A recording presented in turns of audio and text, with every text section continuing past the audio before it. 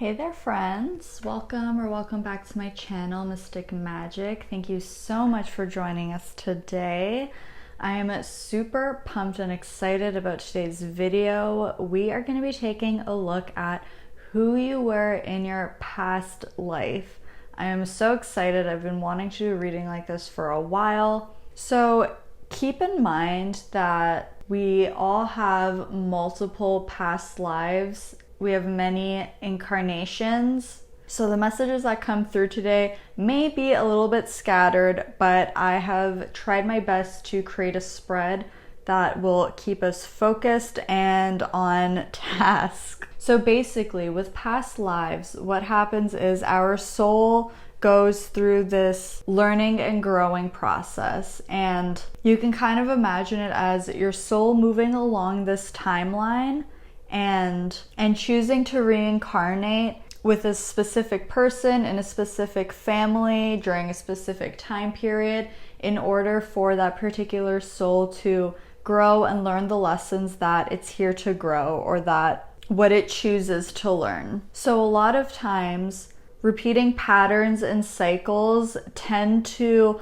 follow us during our different incarnations, during our different lifetimes. So you may find that there are some similarities between things that have happened in your past life and things that are currently happening for you now. So if there's any messages that you're hearing and you're like, hey, that kind of sounds like my life now, that's exactly why. So this could be something that your soul has been trying to learn or work through during past incarnations, and it could be that you're still in that process of learning that certain lesson. This is one of those readings where you may have messages in multiple piles, and that's totally fine. So feel free to watch as many piles as you're drawn to.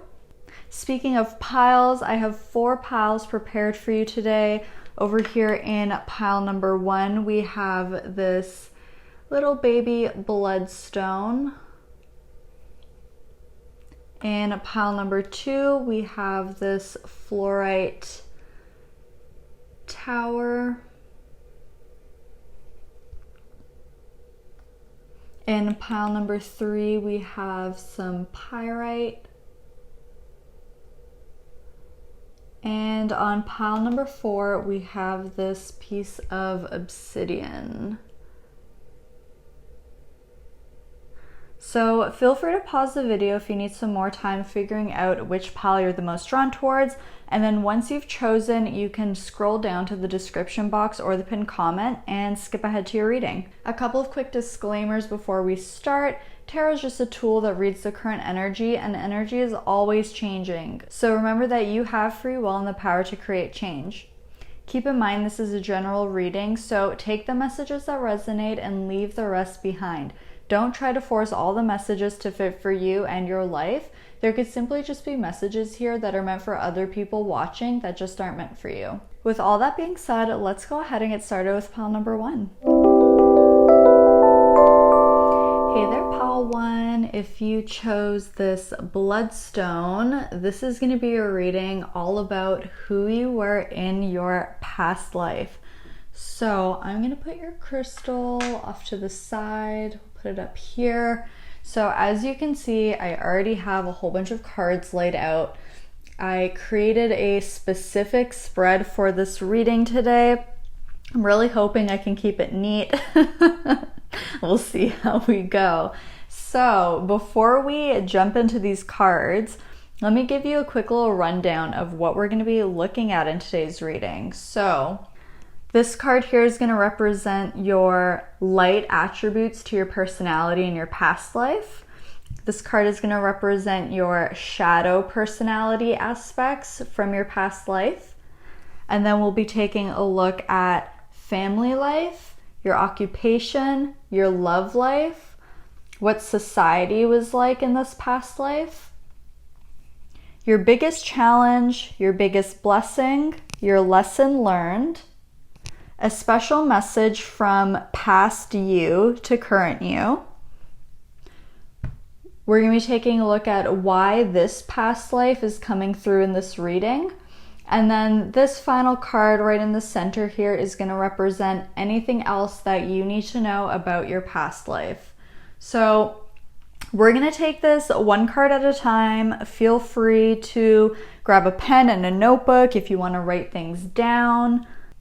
So actually, before we start, when I was preparing to do this reading, I asked my guides to guide me towards what crystals I should use, what decks to use, all of that. And I was looking at my crystals and I kept hearing blood red. So at first I grabbed my red jasper here because I was like, all right, this is blood red. But then it just didn't feel right. And then I saw the bloodstone and I was like, oh yeah, that's it. So I don't know if you could see, it's really dark. It's like green, but it does have these like red bits on it. So I don't know why I was hearing blood red.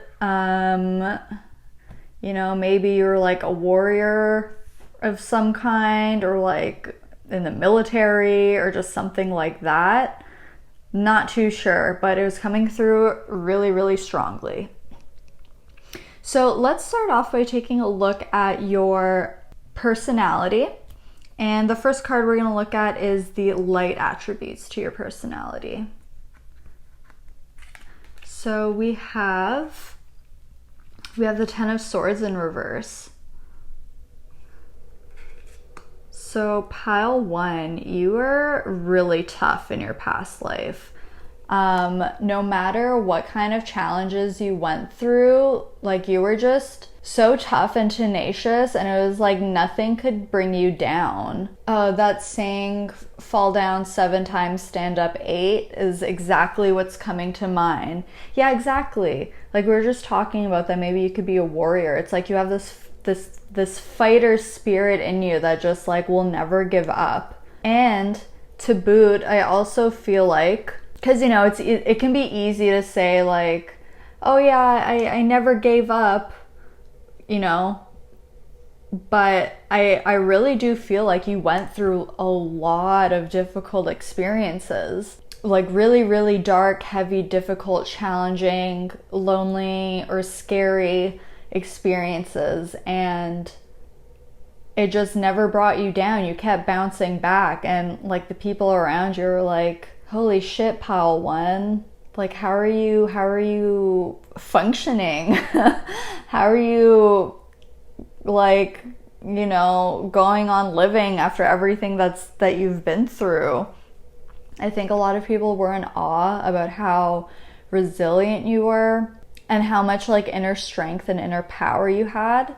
You might have been a Leo or had strong Leo placements, because that's something that's coming through. Let's take a look at your shadow personality traits. So we have the Page of Pentacles. So I'm hearing the Ariana Grande song Greedy. So you may have been in a situation where maybe you didn't Okay, I'm seeing this going 2 ways. I'm sure we'll get more clarity later on, but either I feel like you grew up in the kind of circumstances where you were poor or living in poverty, or just didn't have a lot maybe compared to other people around you, and as a result, it kind of made you need to hoard or like hold on to things as, a means of survival, as a way to feel some kind of security. Or it could be the situation where maybe you grew up quite wealthy or well off, and I'm hearing entitled, so you could have felt maybe entitled, maybe a bit insatiable, in that you always wanted more. You always wanted like the next shiny thing. You wanted like whatever was either new or popular, or you wanted to be the one to set trends. And because of that, you were kind of always It's like you'd get what you want, but then maybe not necessarily express a lot of gratitude for it, or you would get what you want and then kind of the flame dies out really quickly and then you get bored of it and then you want the next thing. Something like that. So let's keep going deeper. Let's take a look at what your family life was like. So we have the Chariot in reverse. Okay. Interesting. So the Chariot is actually ruled by Cancer, and Cancer rules the 4th house, which is all about our family life. It's about our roots, our ancestry, our home. Oh, interesting. Okay, so you may have run away in your past life, either when you were a kid, but I'm feeling for the most part you were a bit older, like maybe in your adolescent years, or you constantly thought and daydreamed about leaving your family, leaving your home circumstances, maybe leaving your hometown. And so it doesn't have to be a negative thing. This could just be like, especially if it was like you grew up in a small town and just had this desire to see the world, to go off into the big cities, explore the hustle and bustle and all of that. But like what we were talking about up here, the fact that, you're really tough and resilient and you've gone through a lot, and then this idea of maybe like hoarding onto things, it's making me feel like maybe you spent time collecting stuff so that you could take it with you when you left, like making sure that you had enough money, making sure that, I don't know, you had maybe valuables that you could pawn off or something. Because there's also this feeling of being stuck here with the Chariot reversed. So, okay, so I'm hearing for some of you were the eldest son. And so I can't exactly pinpoint like when or where this past life would have been, but I'm kind of seeing like, we're talking about being from a small town, and I'm just kind of seeing like the countryside. So if we roll with this idea that you were the eldest son, living out in the country, maybe living in a farm, and times were really tough, maybe your family wasn't super wealthy, and just feeling really stuck and feeling trapped by your circumstances. And especially because of the fact if you're the eldest son, then there's so much more pressure to like help out the family and like take over the farm, take over the business, like help to make sure that your family is making enough money and has enough food to eat, and like all of these different things. So I feel like you may have been feeling a bit torn between wanting to help your family but also wanting to escape and just have that freedom. I feel like you had a lot of big dreams or just like things that you wanted to do, but there's really this feeling of being stuck.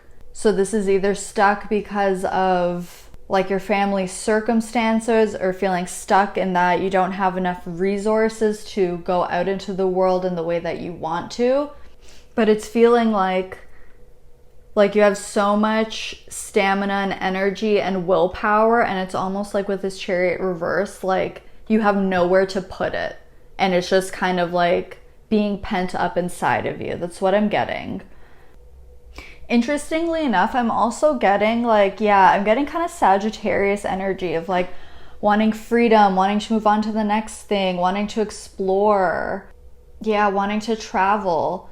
And we'll see when we take a look at your love life in your past life, but I'm feeling like I don't know if you would have had a family of your own in this past life with this Chariot in reverse here. It almost feels like whenever you finally did have the chance to break free, I'm almost hearing that like you made a pact with yourself that you would never like settle down or never like put yourself in one of those situations where you didn't have freedom. Like you didn't want to be tied down. So you could have had, you know, like relationships with other people, but then if things start to get serious, you might have started to pull away or run away in general. We'll see. We'll get into that more when we look at your love life. But next, I want to take a look at what your occupation would have been. Ooh, wow. So we have the Ten of Pentacles. So whatever you did, you were really, really successful. Okay. So this could have been... Okay. I see. Okay. So with the Ten of Pentacles here, either... Because the Ten of Pentacles talks about multi-generational wealth. Okay, yes, and we're talking about at the beginning. Okay. So...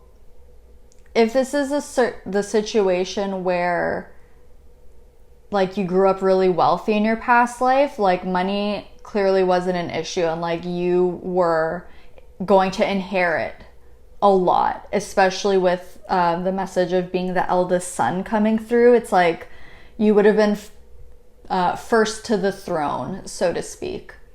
But then for some of you who had this past life where, you know, you're kind of like in the countryside, working on a farm, small town, like that kind of situation, because I'm seeing like both scenarios here.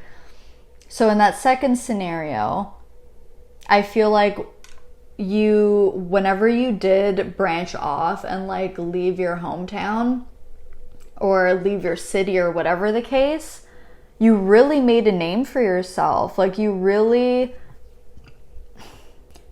built and created a lot of wealth and abundance for yourself from practically nothing. Like you are completely self-made and you reached levels that no one in your lineage up to that point had ever achieved. And so your family really looked up to you. And so I'm hearing that there may have been some drama as to like maybe you didn't necessarily send money back home once you became successful, or you didn't, you know, send enough. And like maybe it was your family that was starting to be a little bit greedy once you started making all this wealth for yourself, once you started really having that financial security.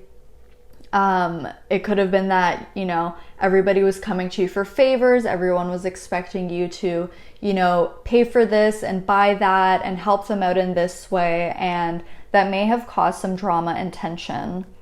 I'm getting really strong Taurus vibes with this Ten of Pentacles. So you could have done something with your hands, like carpentry, woodworking, architect, builder, engineer, possibly. I have another tarot deck here. I want to grab another card to clarify for you. Spirit guides for pile 1. What was their occupation in their past life? Can you clarify the Ten of Pentacles?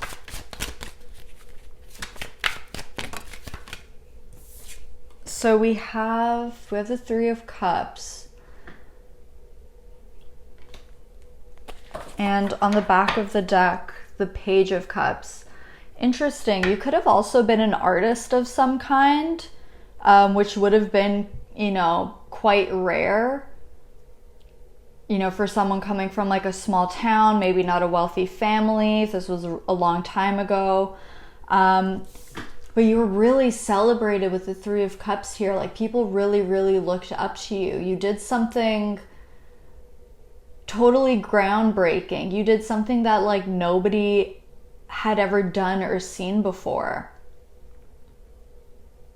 And you were really celebrated. Like I feel like you became like a hallmark or like a namesake for the town or the city that you came from, and that they had like statues of you, like, you know, around like the town square or something like that.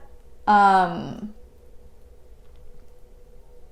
yeah, like look how much all this like cornucopia of I don't know, fruits and vegetables and stuff. Like there's so much abundance here. Really expansive. So yeah, like you could have been an artist, or it could have just been simply that you followed your intuition, you followed your heart, and you literally just did what you're passionate about. You did what made you happy, and it brought you a lot of success. Some of you may have even gone on to like be an explorer or something, or just like maybe not necessarily an explorer, but like, I don't know, I'm also picking up like fishermen or something like that, because we have these 2 cups cards here. So I'm thinking about like water and like boats and things like that. So that could have been something too. Really interesting. Okay, let's take a look at what your love life would have been like. So we have the Ace of Wands. Oh, oh my God. Okay, so when I was shuffling for your cards, when I was pulling the love life card, I heard you know the French Montana song Formula at the beginning, when that guy's like, everything's spicy.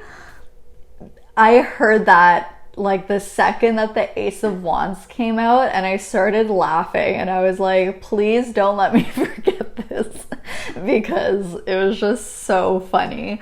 If you don't know what I'm talking about, go put on Formula by French Montana. Just listen to the beginning. But okay, so what I feel like with this Ace of Wands coming up for your love life is that you had a lot of really passionate love affairs, but not necessarily something substantial, which is kind of what I was feeling when we were taking a look at your family life here with this Chariot in reverse and that Sagittarius energy coming through.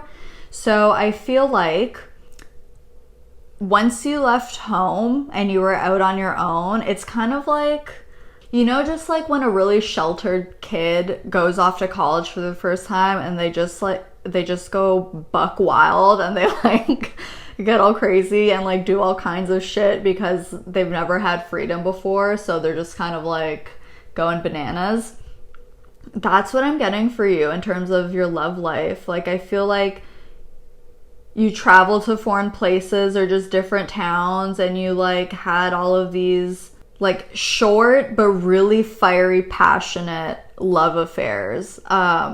What's that saying? There's a saying that goes something like the brighter the flame burns, the faster it goes out, or something to that effect. Oh, and also, so if you were an artist in your past life, you could have used this as kind of like gaining your muse or your inspirations from having these love affairs. You know, it's giving me Pablo Picasso vibes of just like, yeah, I don't know, like loving to be around women, surrounding yourself with beautiful women or men, because I'm not looking into gender here, but we did have that message of being the eldest son, so take it as it resonates. But yeah, just being surrounded by beautiful people, really attractive people, and then like, yeah, gaining inspiration or having them be your muse for a period of time, and then you kind of like move on to the next thing once that, you know, affair kind of starts to fizzle a bit or starts to lose its initial interest. And I don't feel like you did this maliciously with like the intent of like using people, but that's just how you were. You may have had like Venus in Sagittarius or Venus in the 9th house or something like that, where you just kind of always wanted something new, wanted something fresh, wanted it to be exciting. I don't feel like you were really big on commitment here. And for the most part, I don't think you had any children, but I'm also getting the message that for some of you, you may have had one child with one of your muses, but that you weren't necessarily super involved with, you know, your child or your baby mama or baby father's life. I feel like you definitely financially supported them once you know, got to that point where you're more successful. And again, like, I'm not picking up a malicious energy of like, you know, I don't want you, I don't want to be with you or anything like that. It was just kind of like, you're like, I need to be on my own, I need my freedom, I need to move around, I need to focus on doing my own thing. And it's not that I like, you know, don't have any love for you or don't care about you, but it's just like, I need to do this thing. So I feel like you may have only seen them every once in a while, but that you really enjoy the time that you did spend together. Okay, so that's really interesting. Okay, let's take a look at what society was like in this past life. So we have the Five of Cups reversed. So what I feel like with the Five of Cups reverse is that during this past life, that society was going through some kind of like healing or recuperating. So this could have been a period of like after a war or after some kind of communal hardship, like, I don't know, like recovering from a financial disaster, recovering from a natural disaster, recovering from like a health disaster, you know, like the plague or something like that. Because there's this energy of moving on, of moving forward, of a time of healing. So that could have been around the time that you left, like once society started to kind of get the gears turning again and start recuperating. I think you took that as your like opportune moment to leave, to get out, because it may not have been possible for you to leave while, you know, this hardship was going on. There could have been a lot of restrictions to travel, which is maybe why you feel stuck. You know, interestingly enough, this is really making me think of the situation that we have been in for the last couple of years, like with quarantine and all that. I have to be careful with like what words I use, because YouTube, in order to prevent like misinformation from spreading, they like, you know, certain words about what's happening in the world right now can't be used, but I think you know what I'm talking about. It's like that kind of energy of like there being a really, really difficult moment on a collective level that everyone went through together, that everybody could relate to each other in that sense, and that there was a lot of restriction, a lot of agony, a lot of grief, but finally getting to this point where we're starting to rebuild, we're starting to move on, you know, starting to get our life back in some way. And it was like, I feel like finally at that point, it was just like, you were at a stage in your life where maybe you were old enough, or maybe you had just enough resources to get out and go out on your own.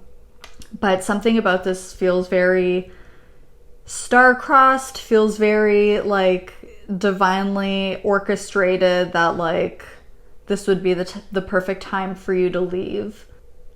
Yeah, exactly. Because there's even so there's butterflies on here, but there's also a rainbow. So it's really just making me feel like there's a huge change that society had to go through, but that eventually you know, you only get rainbows when it rains, right? So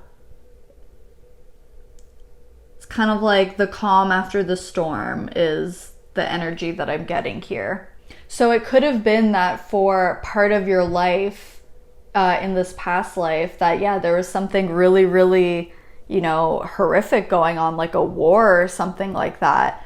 But I'm kind of feeling like most of the energy for your past life that we're looking at, it's not necessarily like your early life, but kind of after that stage, if that makes sense. So let's take a look at what your biggest challenge would have been in your past life. We have the Three of Swords. Yeah, I think you had a really, really hard time connecting with people on a deep level. I think you craved intimacy, but never really admitted that to yourself. Like, I feel like, yeah, I really feel like it's something that you wanted, but you didn't ever admit it to yourself, or you didn't ever let yourself have it because of this overwhelming desire to be free, and you felt like you couldn't have that kind of freedom if you were with someone else.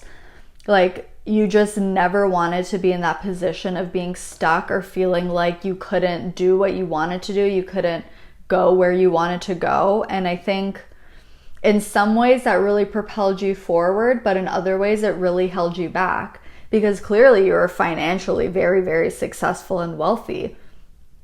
So in that sense, you know, you had a lot in life. But at the same time, when we were looking at your love life or your connections and things like that, you kind of kept things superficial, you know, just looking for quick, passionate love affairs and then moving on to the next thing before you could really settle down, before you could really get to know people on the next level. And I feel like that was really your biggest challenge. It's like you never let people close enough so that they couldn't hurt you. That was like your biggest challenge, and I also feel like your biggest fear in life as well. So let's see what your biggest blessing was in this past life. Oh, wow, look at that. We have the 9 of Cups. So your biggest blessing was that you literally got exactly what you wanted. Like, whatever this dream of yours was, whatever vision that you pictured for your future, whatever your goal was, it was like you got it. You got all of that. So it could have been that in this past life, love and connections and intimacy just wasn't a priority for your soul's growth. I feel like this particular incarnation in this past life for you was more so about your independence. It was about going off on your own, building and creating something for yourself, and focusing on your own happiness. Not about, you know, achieving goals or creating happiness with someone or with a group of people and having this like common goal of like, yeah, we're gonna achieve this.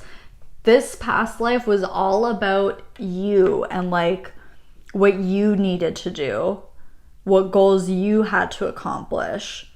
And so going back to your biggest challenge, it's like on one hand, I feel like you were fine with, you know, with this freedom, with being independent, with being off on your own and just having the flexibility to do as you wanted.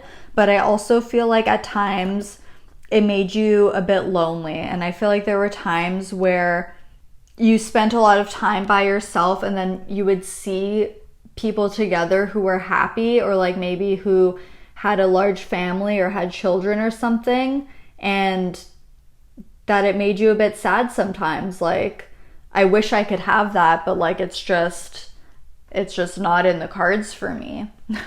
Literally. But yeah, like I keep going back to this Chariot in reverse of like, in your early life, you just despised being stuck. You despised feeling confined. You also might have had a lot of Aquarius placements as well, as something else that I'm getting.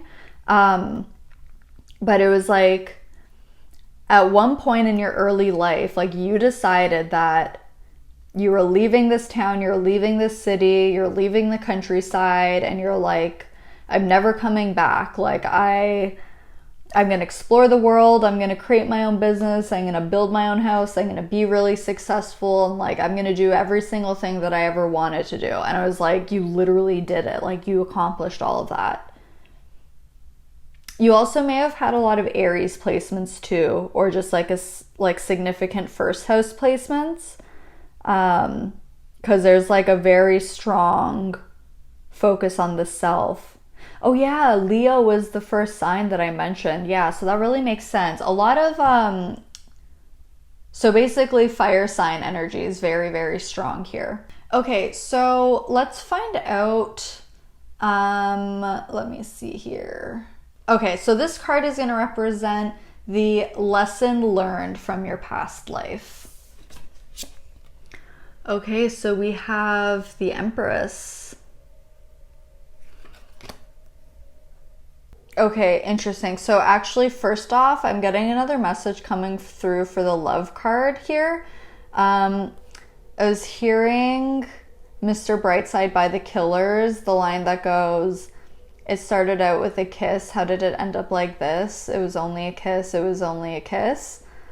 So I feel like you may have gotten yourself into situations like that. But it's so interesting having the Empress here being your lesson learned card, because the Empress is the Divine Mother. She's all about nurturing and, mothering, maternal energy.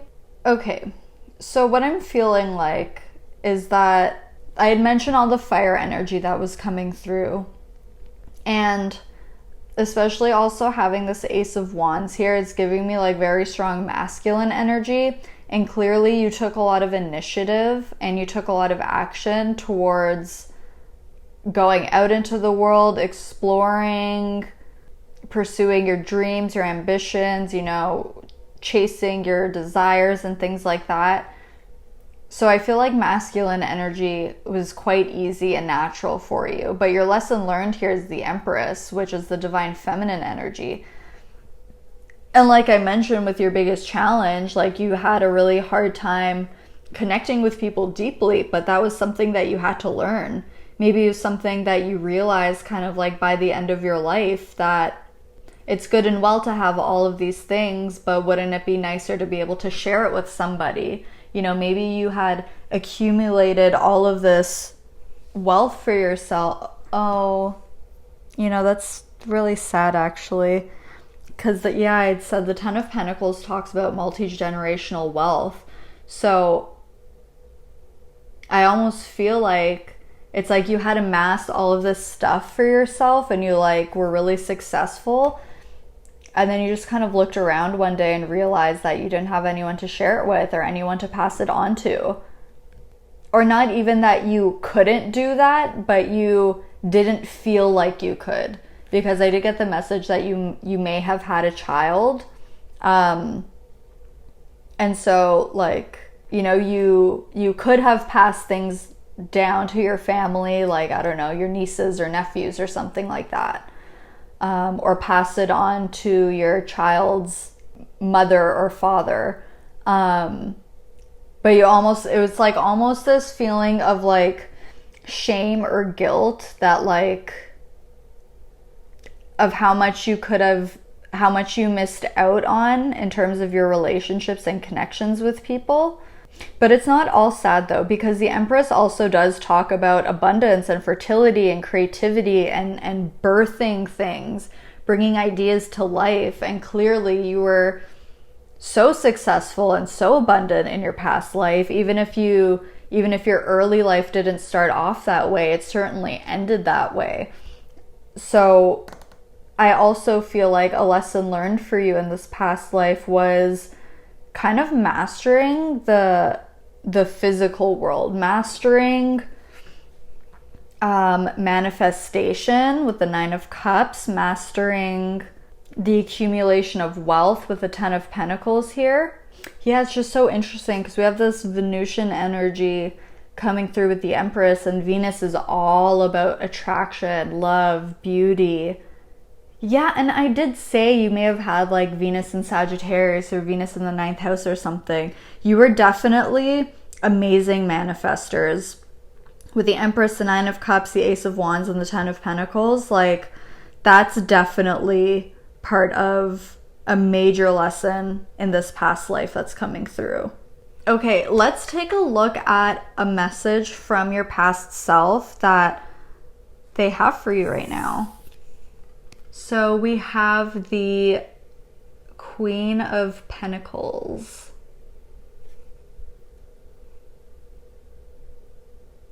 So your past self really wants you to continue nurturing something. If there's a certain project that you're working on, or if you have a business idea, if you have a new addition to your family, or you're wanting to grow your family in some way. There's just something about really nurturing and taking care of and growing something. You know, it's kind of funny because to me, the Queen of Pentacles is like a mini Empress card. To me, it's very much the same energy, but the Empress is obviously, it's a major arcana, so it's more significant. It's a bit more powerful. Your past self wants you to take care of what's yours. Take care of what's important to you. So whatever that means for you, like I said, this could be about a creative project, a business idea, your family, okay? Because the Queen of Pentacles does talk about family life, home life, like the domestic life, basically. She's very hospitable. And again, she's also all about financial stability and financial wealth. She's very, very abundant, very fertile. So there's something that your past life is really, really wanting you to focus your feminine energy into something, into nurturing it, protecting it, taking care of it, showing up every day to water these seeds that you've planted so that it can grow into something beautiful. Because that's certainly something that your past self, your past life self has mastered in this lifetime, and your soul has this wisdom within it, so you can tap into that energy, right, to take this advice from your past life self to really apply it to whatever situation you're in right now. So let's see why this past life is coming through. Like, what's the significance of this past life?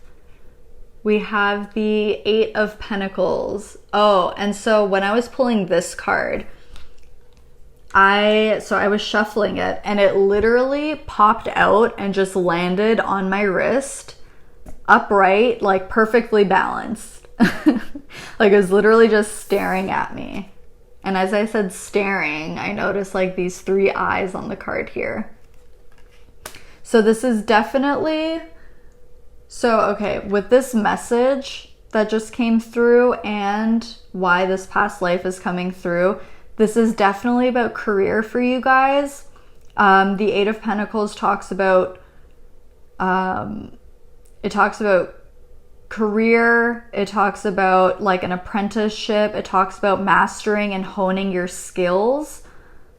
The Eight of Pentacles is someone who's really, really dedicated, really, really hardworking, and literally just shows up every single day to work on their craft because they're trying to achieve perfection in what they do. You may have strong Capricorn placements as well as something that I'm getting. But so the significance of this past life and why this past life is coming through and why we have the Queen of Pentacles here as a message from your past life self is because you've already done this before. You've done this in a past life where you may have come from absolutely nothing or very difficult circumstances, and you built an amazing, abundant, wealthy life for yourself. And your past life self is saying, we did it then and we can do it again now. Your past life self is also saying that either now or in the near future that you're going to be really busy, or things with your career will start taking off and you'll be really busy. There's nothing else coming through. They're just wanting you to know that.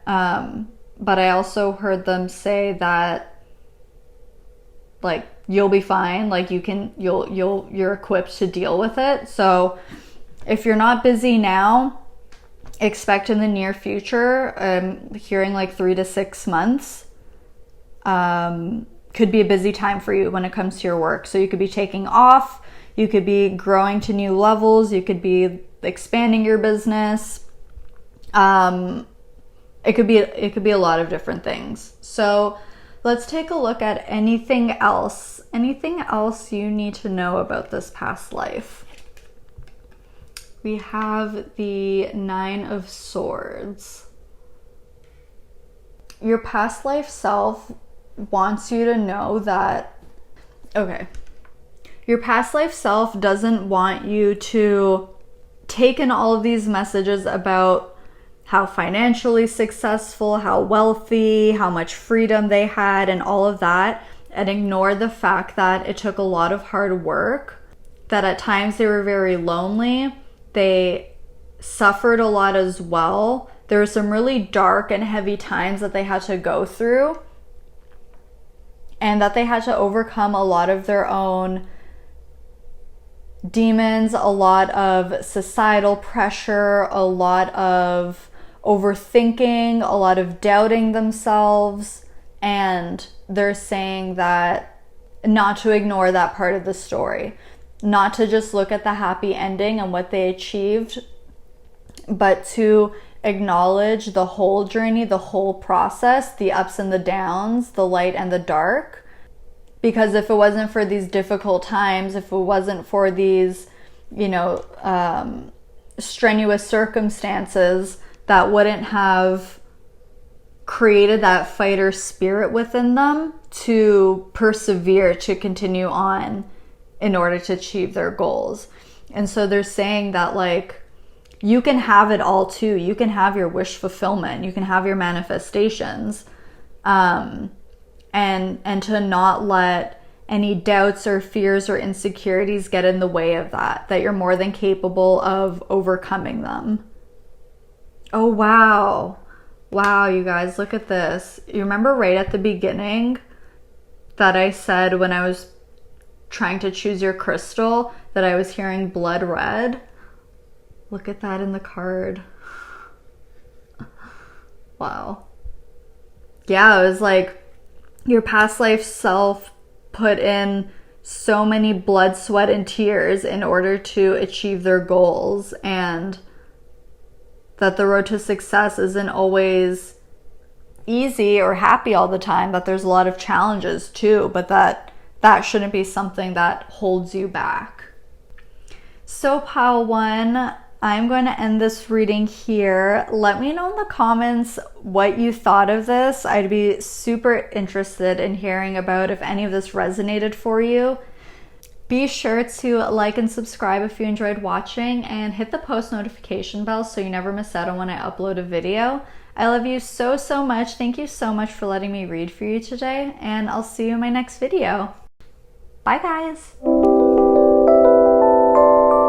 Hey there, Pal 2. Welcome to your reading. If you chose the Fluorite Tower, this is going to be a reading all about your past life. Who were you in a past life? So I'm going to pop your crystal up here. I think I'm going to put it like that. Okay. So I have a bunch of cards already laid out. So before we start checking out what all of these are, let me tell you all the different areas that we're going to be taking a look at. So we're going to be looking at your light attributes to your personality, your shadow attributes to your personality. Then we'll look at your family life, occupation, love life, what society was like in this past life, your biggest challenge, your biggest blessing, the lesson learned. We will be receiving a message from your past life self. We're going to find out why this past life is coming through for you. And then we're going to take a look at if there's any final messages, anything else that you need to know about this past life. So I don't know if you want to grab a pen or a paper, if you want to take notes or anything like that, but we're going to go ahead and get started on your personality traits, starting off with the light aspects to your personality. Oh, actually, before we start, when I was pulling your cards, it made me laugh once I realized that Fluorite was the crystal for this group. So one of the things that Fluorite is really good for is focus and clarity. And when I was shuffling your cards, like, I'm not kidding, I was so scatterbrained. Like, it was so hard for me to focus. My mind was going in like 600 different directions, and I feel like you had strong Gemini placements or strong Mercury placements in your past life, because it was crazy. Like, my mind was going mental, and I didn't fully realize until I started preparing for the following group, and I was feeling like a lot more grounded and calm, and I was like, oh my god, there's a lot of mental energy in pile 2.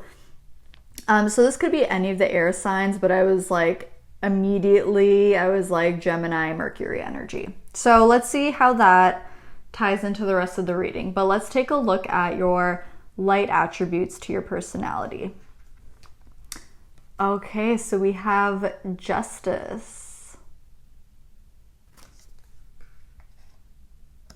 That's right. Okay, so it was funny because I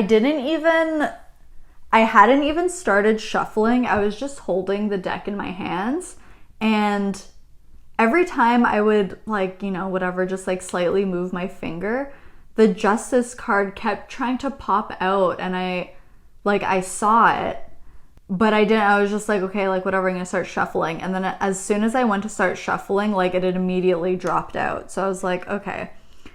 So, you know, funny because Justice is ruled by Libra, which is an air sign, and we were literally just talking about that. But clearly, pile 2, in your past life, you were a very, very fair person. You did not like to see any type of injustice being done. I feel like you always stood up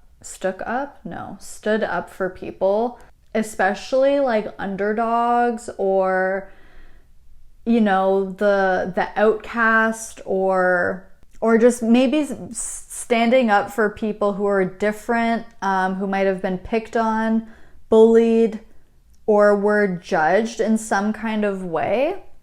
You definitely were a people person and like loved socializing. You just always wanted like everything to be good. Like I feel like you felt like in your past life that like it was your job to save the world. Like, I just feel like you really didn't like seeing people struggle. You didn't like seeing people being treated unfairly, and it was just like you always wanted to fix everything or help everyone. You always wanted things to be balanced and in harmony, and for things to just flow.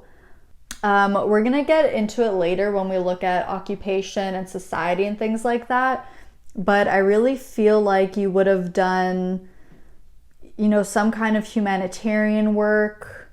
This could be stuff about like gender equality, LGBTQ plus, people of color, any kind of minorities, you know, people with disabilities, things like that. Like, I just feel like you really looked out for the people that either felt misrepresented or ignored in some way. Like, you felt really protective and like defensive over them is something that I'm getting. Like, I'm also getting strong Cancer energy coming through here. But let's go ahead and check out your shadow attributes, which is also something that I found really funny because the Justice card from the get-go is trying to come out, and it took so long to get a card for your shadow attributes. And I was like, well, sure, if Justice is their light attributes, then are they even going to have any shadow attributes that want to come through? But of course, eventually we did get a card. So let's see. Okay, so we have the Hierophant as your shadow aspect.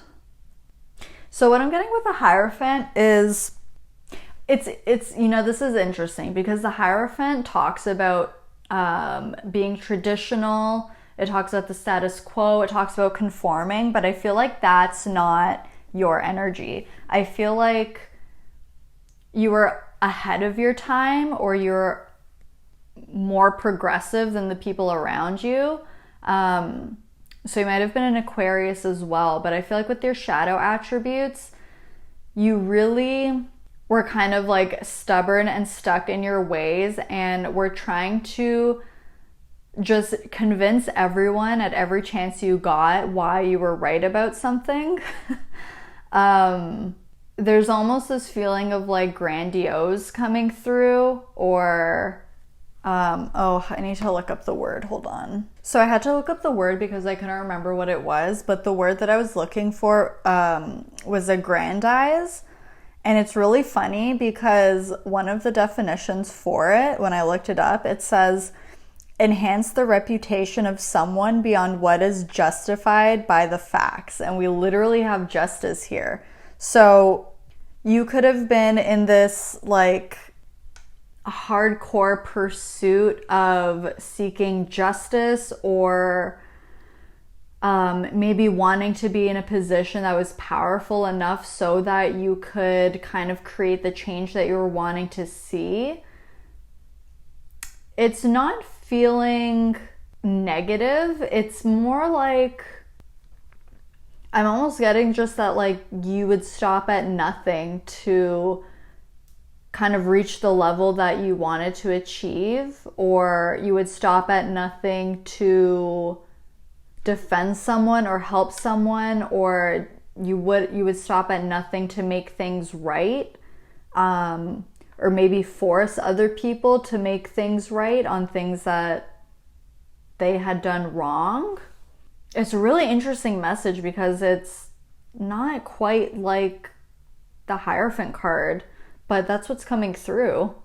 Something else that I'm getting for your shadow attributes is that you may have been at times maybe a bit condescending or patronizing when talking about certain things, because you're definitely really, really, really intelligent. There's no doubt about that. You're really smart, really intelligent. You had a wealth of knowledge, and that's why I feel like in some ways you're a bit more progressive, or a bit ahead of the people around you. And so things that may have been obvious or straightforward or just really clear to you, you may have had to just explain those things to the people around you, and it may have come off at times as like condescending or patronizing. But I don't think it was your intention to put people down. I think you just wanted, it's like you couldn't understand how other people couldn't see what you saw, is kind of like the main thing that I'm getting.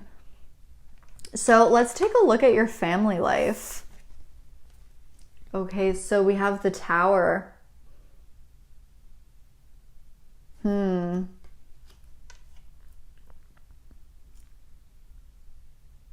So with the Tower, I feel like there would have been chaos in your family life.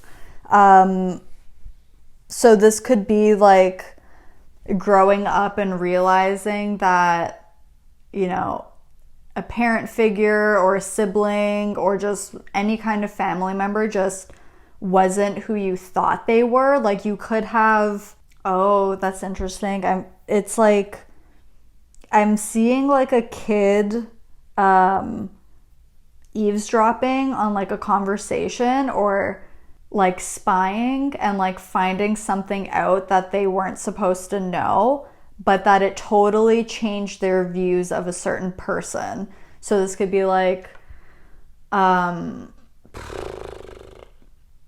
don't know why this is the only example coming to mind, but like a kid thinking that their father is a butcher, but then realizing that they're not actually a butcher, they're part of a mob, and like being a butcher is just like a cover-up.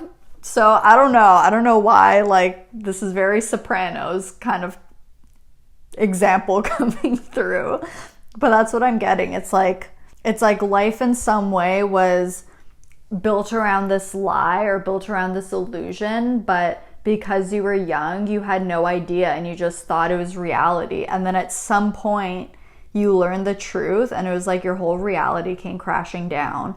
So this also could have been like, if your parents got divorced, or if there was like a parent or a sibling figure that maybe died suddenly or died tragically and it just shook the world around you. But there's definitely a lot of like chaos here with the Tower. And this is like sudden, spontaneous change. This isn't the kind of change that it's like you feel it building up and you know at some point it's going to come crashing down and you're just waiting for it. The Tower is like, the Tower will hit you out of nowhere, you know, oftentimes when you're least expecting it. I actually have another tarot deck here. I want to grab a clarifier for this. So, Spirit guides for pile number 2. Can you clarify the Tower? Can you clarify what pile number 2's family life was like in this past life, please? Ugh. Okay. So we have 2 cards. We have the Knight of Pentacles and the Ten of Wands. Okay, that's... On the back of the deck, we have the Six of Pentacles. Yeah, exactly. Balance, harmony. Look at that. We have the scales there. So whatever that did fall apart, it was so that balance could be restored in your life. And, you know, maybe the people around you as well. You know, this even could have been like something like if your parents lost their jobs or something like that. And then, you know, you went from living a comfortable life to maybe living in poverty. It's just like a big shift like that. And it's not really feeling like a positive. I don't like saying positive or negative, but it's not feeling like a situation where it's like, you know, one day your parents bought a lottery ticket and they won the lottery and it changed your lives forever. Like, it's not feeling like a particularly positive experience with the Tower here. And so I was laughing with the Knight of Pentacles and the Ten of Wands because I was saying that the Tower is really sudden. But when these cards came out, I heard slow burner. So it could have been that you had a hunch that maybe something was off. Like, always kind of had this feeling, and like people around you were like, no, everything's fine, because they don't want to worry you and they're trying to protect you. Like, maybe if your family was having money problems or something like that, you know, like they're not going to necessarily tell a young child that like they're having these problems. They're going to try to solve the problem out on their own first. But yeah, I feel like there was a really heavy burden. There's something that really weighed on the family. I don't know what this is. It's like a family secret or something. Something that was really protected and kept secret, but eventually it's like it came out. And yeah, I think it might have had to do with money in some regard, because we had, with the Six of Pentacles being on the back of the deck, like, you know, this figure is literally, you know, giving out breadcrumbs and like helping the less fortunate. So it could have been something like that. Is there anything else? What is this Tower about? Oh my god, yes. I just split the deck and we have the Seven of Swords. Yes, lies, illusion, deception, tiptoeing. Yeah, there was something like that. Things were definitely not as they seemed. There's definitely a lot of like drama. Something was exposed that they were trying to keep under wraps. It would have been something that would have been damaging to like the family's reputation or something like that. Yeah, the Nine of Swords. There's a lot of stress and worry about this, a lot of lost sleep. You may have in this past life like woken up in the middle of the night as a kid and like would overhear your parents or overhear people talking. And it's like, I feel like you would have known that something was wrong, but you didn't quite understand what was fully happening. Wow. Okay. What's that? We have the Empress. So it could have been something to do with your mother or a mother figure in your past life, or just like a caregiver of some kind. Maybe somebody else had to take you in for a period of time. Okay, that's really interesting. I wasn't expecting that. But actually, you know, it makes sense because we have justice here. So this whole experience could have been the catalyst for you really wanting to pursue this life of fairness, of equality, of standing up for people, protecting people, wanting to know the truth, right? Because justice is often pictured holding a sword in one hand, which is a sword of truth, of honesty, and wanting to set things straight. Wow, okay. Let's take a look at what your occupation might have been. So we have the Five of Cups. With the Five of Cups, there's an element of dissatisfaction here. There's a feeling of you not being able to pursue what you really wanted to do, or you pursued what you really wanted and then you realize that it's not everything that you thought it would be, or that maybe you weren't cut out for it in some way, or you just dealt with a lot of disappointment. Like, this could have been like, for example, like maybe you were a public defender or something, and maybe it would like, not literally, but it would just like, it would kill you to lose a case, or kill you to, you know, not have justice serve on someone who deserved to have justice served. There's this element of just being really emotionally involved and a level of emotional attachment too. It was like your state of emotion depended on how well your job was going, in a sense.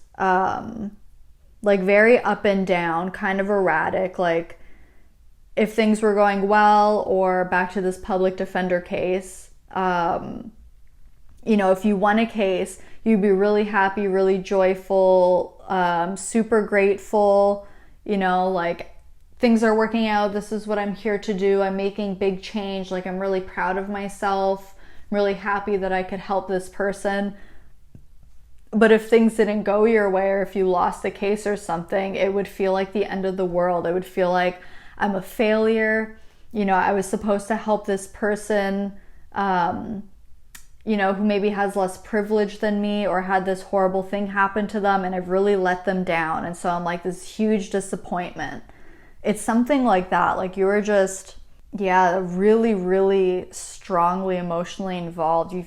Whatever it is that you did, you felt really, really deeply about it. So it could have something to do with the legal system, like a judge, a lawyer, a public defender. I feel like you were in some kind of position of power, like from what we talked about earlier with the Hierophant as well. There's just this element of like representing people. Spirit, can you clarify the Five of Cups? What was pile 2's occupation in their past life? We have the Page of Pentacles. So with the Page of Pentacles and with the Hierophant, I'm feeling like this was, it was more of like a lifelong journey or mission that you were going on, like lifelong learning. You never stopped learning about whatever field this was. You never stopped. It was like you always wanted to know more. Like, how can I be better? How can I do better? How can I improve? Like, I want to be the best. You had a lot of potential. And there's this level of respect as well. Like, you had so much respect and like really revered whatever profession or occupation this was. Like, you really held it in high regard.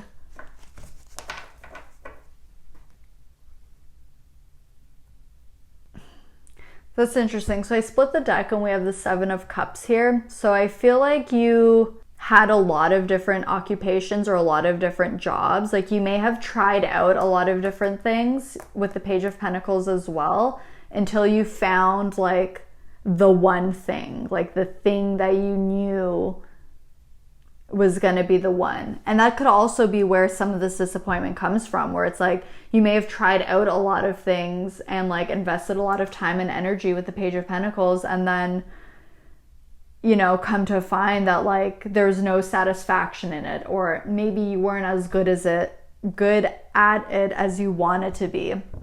Something like that. So now let's take a look at your love life.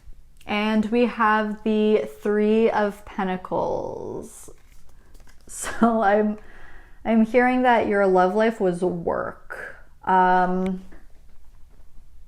so that could be literally like you're married to your job kind of thing, because clearly it's something that was really, really important to you. But I also feel like, I do feel like you were married and would have had children of your own. But I'm feeling that like it wasn't easy. Like the relationship took a lot of work. It took a lot of effort. The kind of energy that I'm feeling is a bit tense. It's like you would have experienced a lot of stress and ups and downs from your job, and this would have affected your love life. So it may have made you feel, like impatient or frustrated, or, your emotions just fluctuating so much because you're so committed and involved in whatever cause was close to your heart here. And I'm hearing that it's like you wanted your relationship to be one where you could really collaborate with each other, where you're more of a team. But I think the reality is that in this past life, it was just kind of like two separate entities, and you just kind of like lived in the same house, and I don't know, it doesn't feel very loving. Not to say that like you didn't love this person or that they didn't love you, but it just kind of feels like, oh, okay, this is like, okay, now I'm getting some specifics. What this is feeling like is like if you got married in the 50s, and it's just like people got married young because that's just what you do, and you just like married the first person that like, I don't know, approaches you that your parents approve of. And I feel like that was the situation. Like you didn't necessarily have dating experience. You didn't get to like be romantically involved with like different types of people to see what you like or who you like. It was just kind of like you got married young, had kids young, and then just like, you went to work every day, and then like your partner stayed home to watch the kids and take care of the house and that kind of thing. It was something like that. And also something else that I was hearing was like segregation and stuff like that. So this could have, like been during the 60s as well. And that's something that like maybe you were fighting to end segregation, or you were fighting for Black rights, Black Lives Matter, different movements like that. And yeah, it was very specific, but it did come through with this Three of Pentacles here. But yeah, so it's interesting, like with your love life, I'm not getting that like romantic lovey-dovey, like I found my soulmate and like we live this magical, charming life. I feel like you were very, very much focused on work, focused on your cause, and of course you had love for your family, but it was never really kind of top of mind, top priority. I feel like all day, every day, from the moment you woke up to the moment that you went to bed, it's like you were focused on your work. You were focused on making things right. And that's where most of your energy and attention went to. So let's see what society would have been like in this past life. We have the Knight of Swords.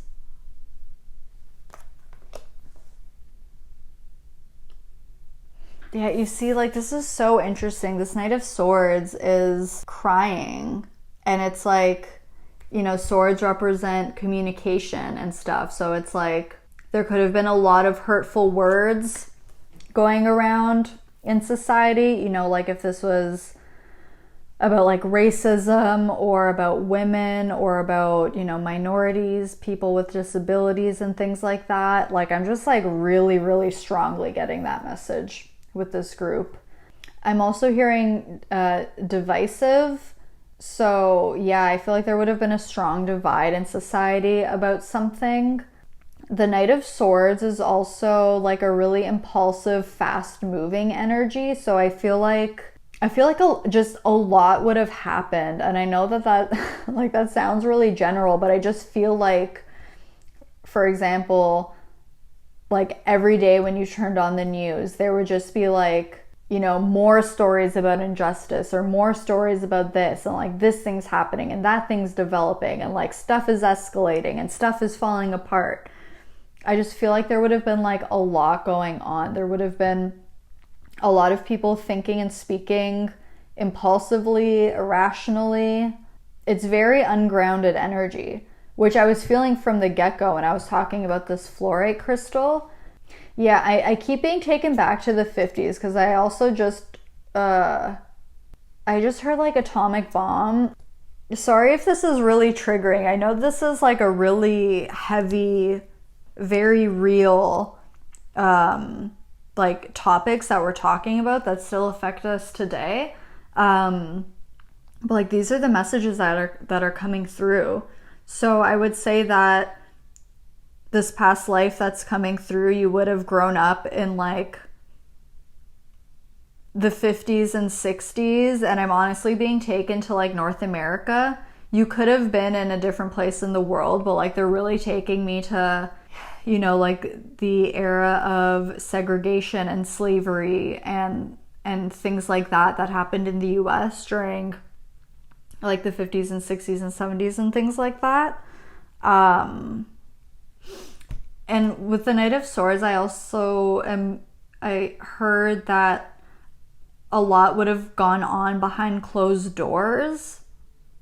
Maybe a lot was said behind closed doors. Maybe, you know what? It's kind of like mob mentality. That's what it is. It's mob mentality where it's like, well, I'm sure you know what mob mentality is, but it's just like when everybody's saying one thing and you end up just going along with it. And then it's like maybe what might have been the case was then like when people would go home and they're like laying in bed at night and they're just kind of realizing that they don't really feel that way, but they're afraid to speak out and of like being ostracized or of being identified as like a traitor or something. And I feel like maybe a lot of people would have been feeling conflicted or upset or just like had a lot of emotions about it, maybe knowing that what they were doing wasn't the right thing, but they didn't necessarily have the courage to stand up and do the right thing. Oh shit, I have goosebumps. Okay, which is exactly why you would have been so fueled to make that your occupation. Like you really wanted to see change, and it would upset you like a lot when you would see people and you would be like, I know you don't really feel that way. And it's like, I've seen more spine in a jellyfish. Like, why can't you just do the right thing? Why can't you stand up for people? Wow, this is really intense. Okay, let's take a look at what your biggest challenge would have been. 10 of Pentacles. I'm hearing for some of you, you would have had a hard time gaining acceptance from your family.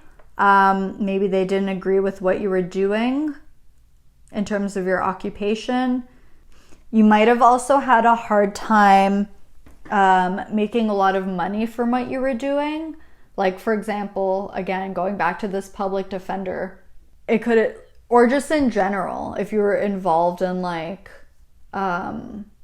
representing people, I feel like you did it because you felt so deeply about it and you felt so passionate about it and you have a really strong moral compass. But I feel like you weren't necessarily paid well for it, or just in a general sense, like family life was really hard for you, which we definitely saw here with the Tower card. And we see that again here with the Three of Pentacles, where just like your love life was work. Like it was hard. It took a lot of effort and you didn't necessarily get the results that you wanted. For some of you, you may have also struggled to have children. Like maybe you wanted to have a family, but just physically couldn't. And maybe that was something that was really challenging for you and your partner to accept or to get over, and that maybe that's something that caused a divide between you. But yeah, exactly. Like with all this air energy, and I was saying how things are very ungrounded, there's like a lack of rooting into something. Like I feel like you didn't get to finish what you started. That's what I feel like. It was like, because we had the Page of Pentacles before, so it was like there's so much potential for your job or your career to grow into this Ten of Pentacles, to grow into this like really strong foundation that is rooted deeply into the earth, that just can't be shaken, can't be ripped out. But I feel like you never got to go there. You never got to take it there. Maybe you didn't have enough time. Maybe you struggled with your health near the end, or work took such a toll on you that it deteriorated your health to the point where you had to retire, or you had to stop working. Those are all things coming through. But let's take a look at what the biggest blessing would have been in this past life. And we have the Three of Cups. So the biggest blessing that you would have had in this past life is this idea of community. Despite things feeling very separated, very compartmentalized, very heavy, very discouraging, disheartening, and overall just very hard and complicated, there's a deep appreciation for a certain community or a certain group of friends. This could have been, maybe like a team that you had at work, or when you got to spend time with your family or your loved ones, or you got to, stop being a lawyer and you could just like go to your kid's birthday party and like have a fun time spending time with people. That was your biggest blessing, was like when you didn't have to fight the fight, and you could just be you, and you could be surrounded by people who knew you on that level, is what I'm getting. Because I feel like not a lot of people got to know you outside of this role that you had, because I really feel like you were a pillar in your community and that you did a lot of important work, but not a lot of people got to know you outside of that. So you really treasured those connections that you had. I feel like it was few, but they were really, really significant to you. Yeah, I feel like my voice feels like it's starting to go. So I feel like you would have talked a lot at your job. Like, yeah, I said that at the beginning, like always trying to convince people, always trying to, make your case, make your point, things like that. Communication is definitely huge for you. But next, let's take a look at what the lesson learned was from this past life. So we have the Ace of Swords. Yeah, and we have the Fluorite. Clarity. Okay, so it's interesting because I thought of it when we were originally talking about the Justice card, but the thing with the swords is that it's a double-edged sword, where very easily we can use our words and we can use our communications to help people or to hurt them, where we can go against the crowd and stand up to do the right thing, but at the same time doing the right thing may hurt your reputation, it may hurt your family's reputation, right? Things like that. It was like, that's what you learned, that it was more important for you to do the right thing, for you to be honest, and for you to be true than it was what other people thought of you. And I feel like you may have struggled with, it's like you were fine with people misjudging you, but I feel like you had a hard time with people projecting those ideas onto your family, because it's like, I'm just hearing like, leave them out of this, like they don't have anything to do with this, this is like my job, my career, this is what I stand for, like direct your opinions onto me, like don't put them onto my family. But I just like, I was hearing great severing with the Ace of Swords. So I feel like there was something big that you would have had to maybe cut out of your life, or just this could have been like a mindset, or just something that you grew up thinking because maybe that's what you were taught, and then you just kind of realize at one point that you had to learn how to think for yourself and form your own opinions. Sorry about my voice, guys. It's like really starting to go now. Let's move on to a message from your past life self to current you. So we have the Eight of Cups. Your past life self wants you to walk away from whatever is unfulfilling to you. Oh, what's that quote? There's a quote that goes something like, I would rather die of passion than of boredom. That's coming through. Your past self really wants you to break away and pursue the unbeaten path, is what I'm hearing. So, I mean, it's going to be different for everyone, but if you're in any kind of situation that feels unfulfilling to you, they're really encouraging you to go out there and find what'll bring you that ultimate fulfillment.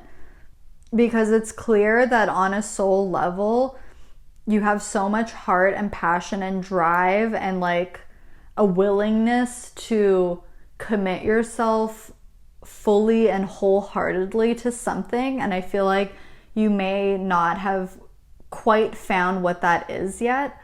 And so if that's the kind of situation that you're in, your past life self is encouraging you to branch out and discover for yourself what that is. So let's see why this past life is coming through. Like, what is the significance here? Ooh, we have the Wheel of Fortune. Oh man, I have goosebumps. This past life is coming through because this has to do with your destiny. This is your fate. It's like, this is what you're meant to do. This thing that you go out looking for, that you find, is what you are meant to do. And oh my God, I have so many goosebumps. And it's even making me a little bit emotional. It's like, you're going to create such big change. Like, the Wheel of Fortune is quite similar to the Tower in the sense of extremely sudden, spontaneous change. And you know how I said with the Tower, it wasn't feeling particularly positive? This Wheel of Fortune card, it's like oozing really good energy. It's like, it's not an energy of abundance. It's just an energy of like invoking great change, making a really big difference. I just heard, you know, that Miley Cyrus song, I Came in Like a Wrecking Ball? That's what I just heard.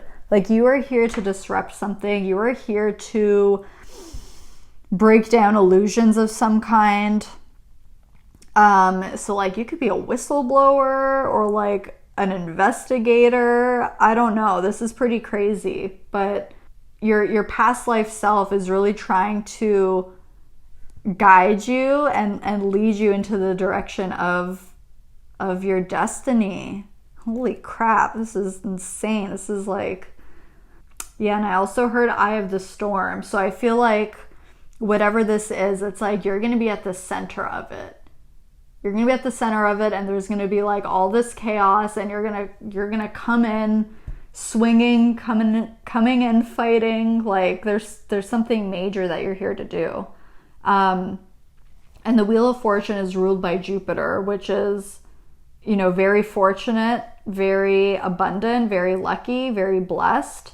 So like, you will be well rewarded for whatever this is. And I don't even necessarily, like, yes, in a material sense, but more in the sense of like reaping good karma or clearing out old karma.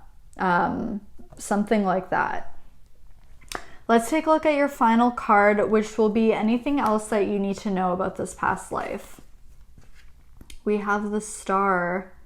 Yeah, exactly. You were an inspiration to a lot of people.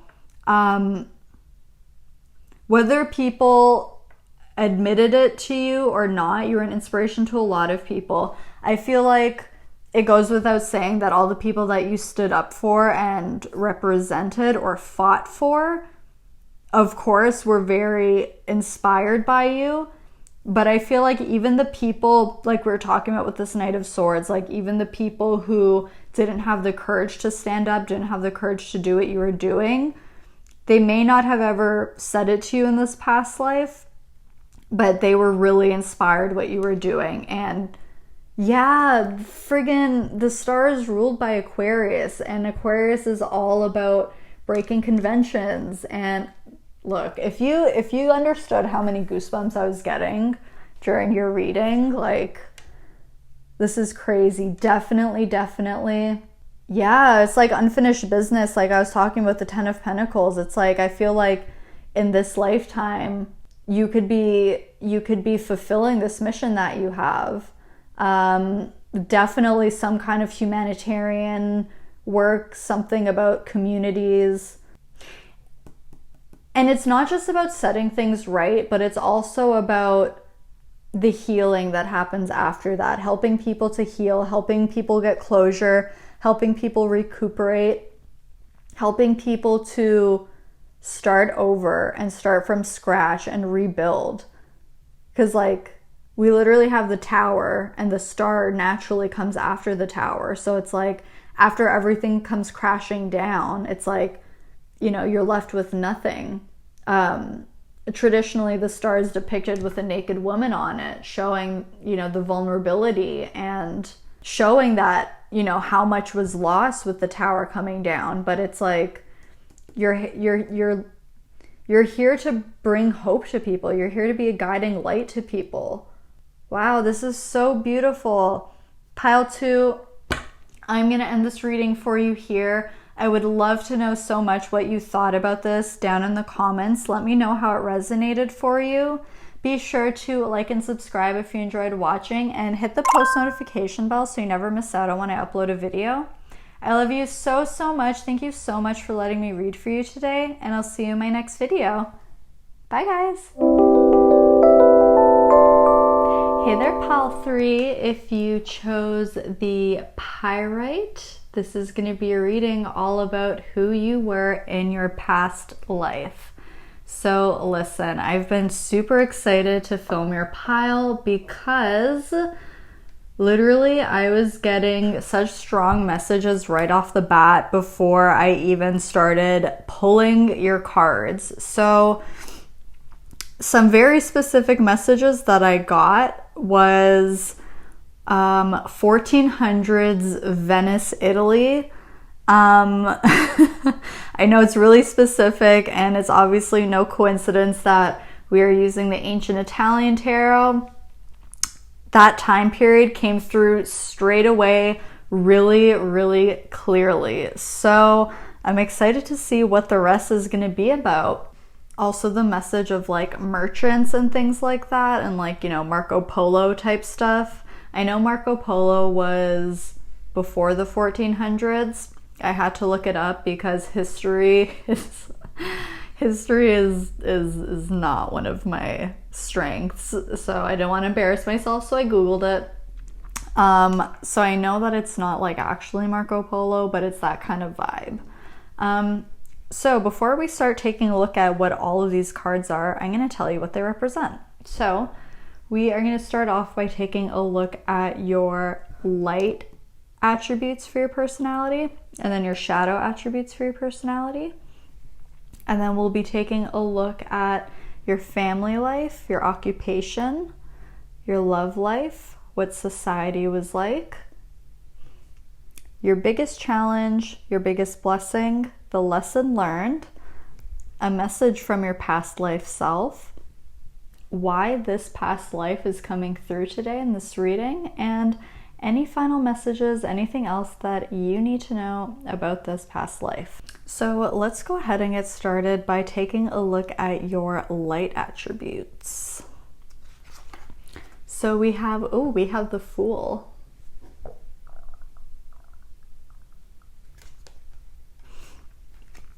So pile 3, you're definitely really carefree.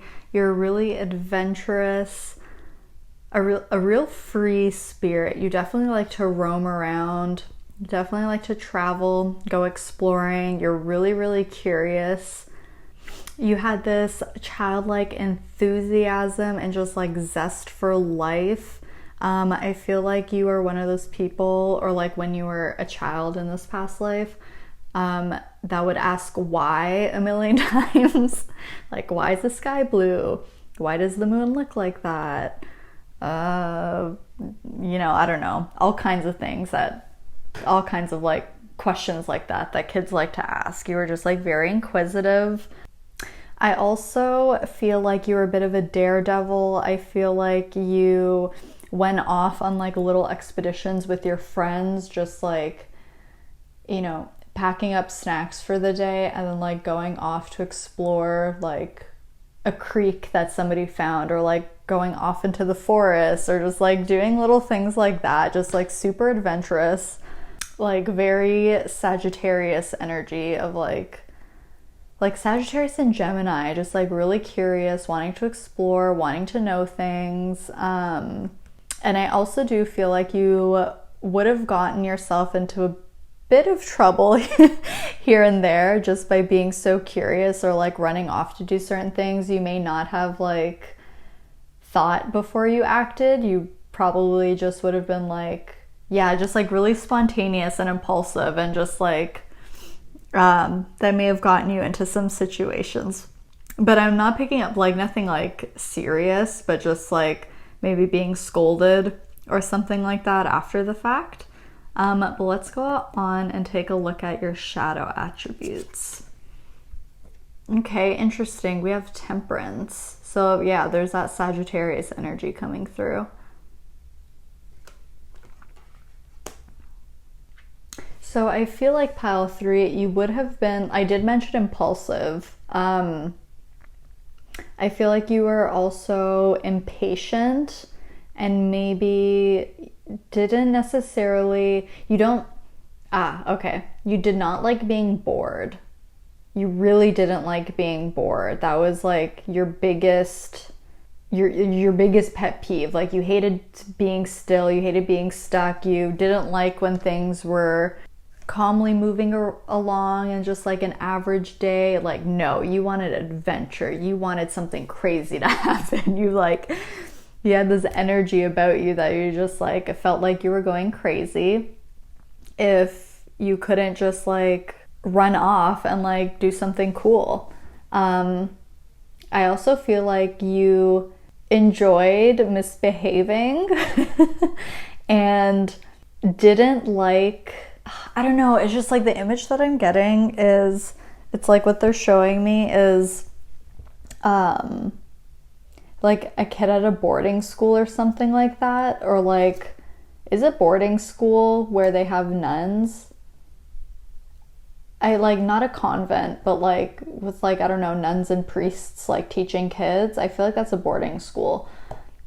And just like, all the kids are in uniform and they have to be like very disciplined and like well behaved and like fall into line and all that kind of stuff. And I just see this like one kid that's constantly just like misbehaving, and like it's not a malicious thing, it's just that I feel like you're really funny and you enjoy making people laugh, you enjoy having a good time, and you're just like, you're so free-spirited that the idea of having to be bound in or like put into a box, or just like being in situations where people are like, okay, well, you have to like tone it down, you can't just like, be like that, just like try to act normal for a few hours. Those are situations where you're like, yeah, I'm not capable of that. I'm just gonna be me, and like if that causes some ruckus, then like whatever, Yeah, and you didn't like to be slowed down by anyone or anything. It was just kind of like, either way, you were gonna go off and like go on your adventures and do what you want to do, and you weren't looking behind you to see who was coming along. It's like, either jump on the train with me or get left behind is the vibe that I'm getting from you and your energy. You're definitely a fun time, and I feel like you had a lot of friends because people just really enjoyed your energy, but at the same time, it's like people wanted to be your friend, but they couldn't keep up with you, either because it was too far out of their comfort zones and like they were scared or just like something. But I do feel like I feel like there was 3 of you. So I feel like you would have had 2 other really strong connections, like friendships, where you guys were all kind of the same and you would like get into these shenanigans together. So that's really interesting. Let's take a look at your family life, what your family life would have been like. Okay, we have the Queen of Swords. Yeah, exactly. Your family life was really disciplined. It was very strict. There was a lot of boundaries and like curfews and rules is what I'm getting with the Queen of Swords. Growing up, I feel like your parents would have been really, really strict. They would have had certain expectations for you, you know, wanting you to dress in a certain way, behave in a certain way, act a certain way, speak a certain way. It's like, yeah, you were expected to just fall in line and do as you were told, but that's like totally not what your energy is. So I feel like that would have been hard for you growing up. But again, like this carefree energy is coming through. It's like you didn't really care. It's like you didn't care about these rules. You didn't care about, you know, like being grounded or like having a curfew. It's just like you just did what you wanted. And you're like, I feel like you're the kind of person that like laughs when they get in trouble. That's something else that's coming through. And again, it's not a malicious thing. It's just like people would look at you and couldn't understand why you couldn't just be the way that they wanted you to be. Like, why can't they just behave? Why can't they just act right? And for you, you were looking at everybody else being like, why is everybody being so serious? Like, why does everybody take things so seriously? Like, can't we just have fun? Like, let's just go exploring. Let's just go play. Let's just go do something cool. Like, I'm over all of these like rules and this strictness. So I feel like you would have struggled in school in that sense of like having to conform and to like follow this like structure.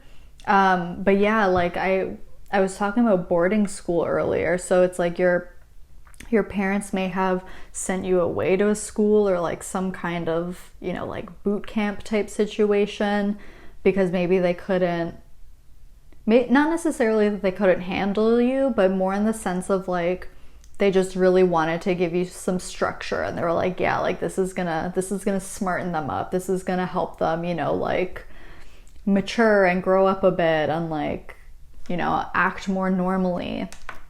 And it's funny because I feel like if you did get sent away for school or something like that, it was like, I feel like you weren't upset about it. You were just kind of like, cool, like sounds like an adventure. And I just kind of hear it's like your parents being like, oh my God, what are we going to do with them? So that's really funny. I feel like you were the youngest child. And there's something, yeah, like the number 3 keeps coming up. I feel like you would have had 3 older siblings and you were the youngest. And it's like, I feel like your parents would have had to be the most strict with you. But at the same time, they also ended up becoming the most lenient with you because you were the youngest and because you just have this kind of energy that you clearly can't be tamed. But I feel like, yeah, you would have been punished a lot. Like, not in an evil way, but just like, you know, like doing a lot of chores or like doing manual labor, you know, just like doing stuff like that. Like, oh, you can't go play with your friends. You have to go like scoop all the shit out of the barn or something. I don't know why that example came through, but we're just gonna roll with it. Yeah, these readings have been really interesting, some of the stuff that's coming through. So we're just gonna have to roll with it, guys. Let's take a look at what your occupation would have been like. So we have This is the Knight of Wands in reverse. Interesting. Definitely something fast-paced, something really erratic, non-structured, very fluid. Yeah, something that required a lot of movement. You did not like to be still. You did not like to be planted in a single area for too long. Yeah, I'm getting like Aries, Sagittarius, Aquarius, mostly. Which is interesting because those signs have been coming up a lot during the readings, but it's just the energy that I'm picking up on. So I have another tarot deck here. I want to grab a clarifier and see if we could find out more about this Knight of Wands reversed. So Spirit, please, can you clarify what pile 3's occupation would have been in their past life? I'm hearing on the run, on the go, on the move. What would their occupation have been? Ooh, we have Justice coming out. Okay, that's interesting.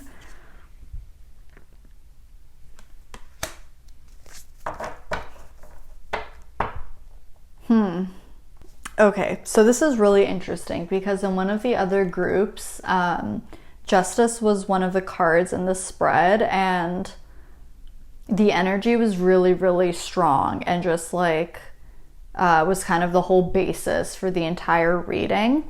But I'm not getting the typical Justice energy here. What I'm getting with Justice and the Knight of Wands reverse is like bringing different kinds of people together. Yeah, okay, we have the Five of Wands on the back of the deck. Like, the Five of Wands talks about, you know, like, well, it can talk about chaos and conflict and drama and competition, but it can also just talk about, like, people who have different backgrounds or different opinions and, like, clashing of, like, thoughts and beliefs and stuff like that. So, like, bringing people together.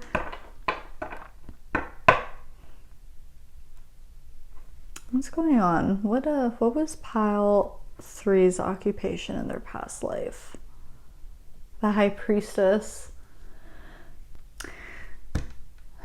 It's like maybe uncovering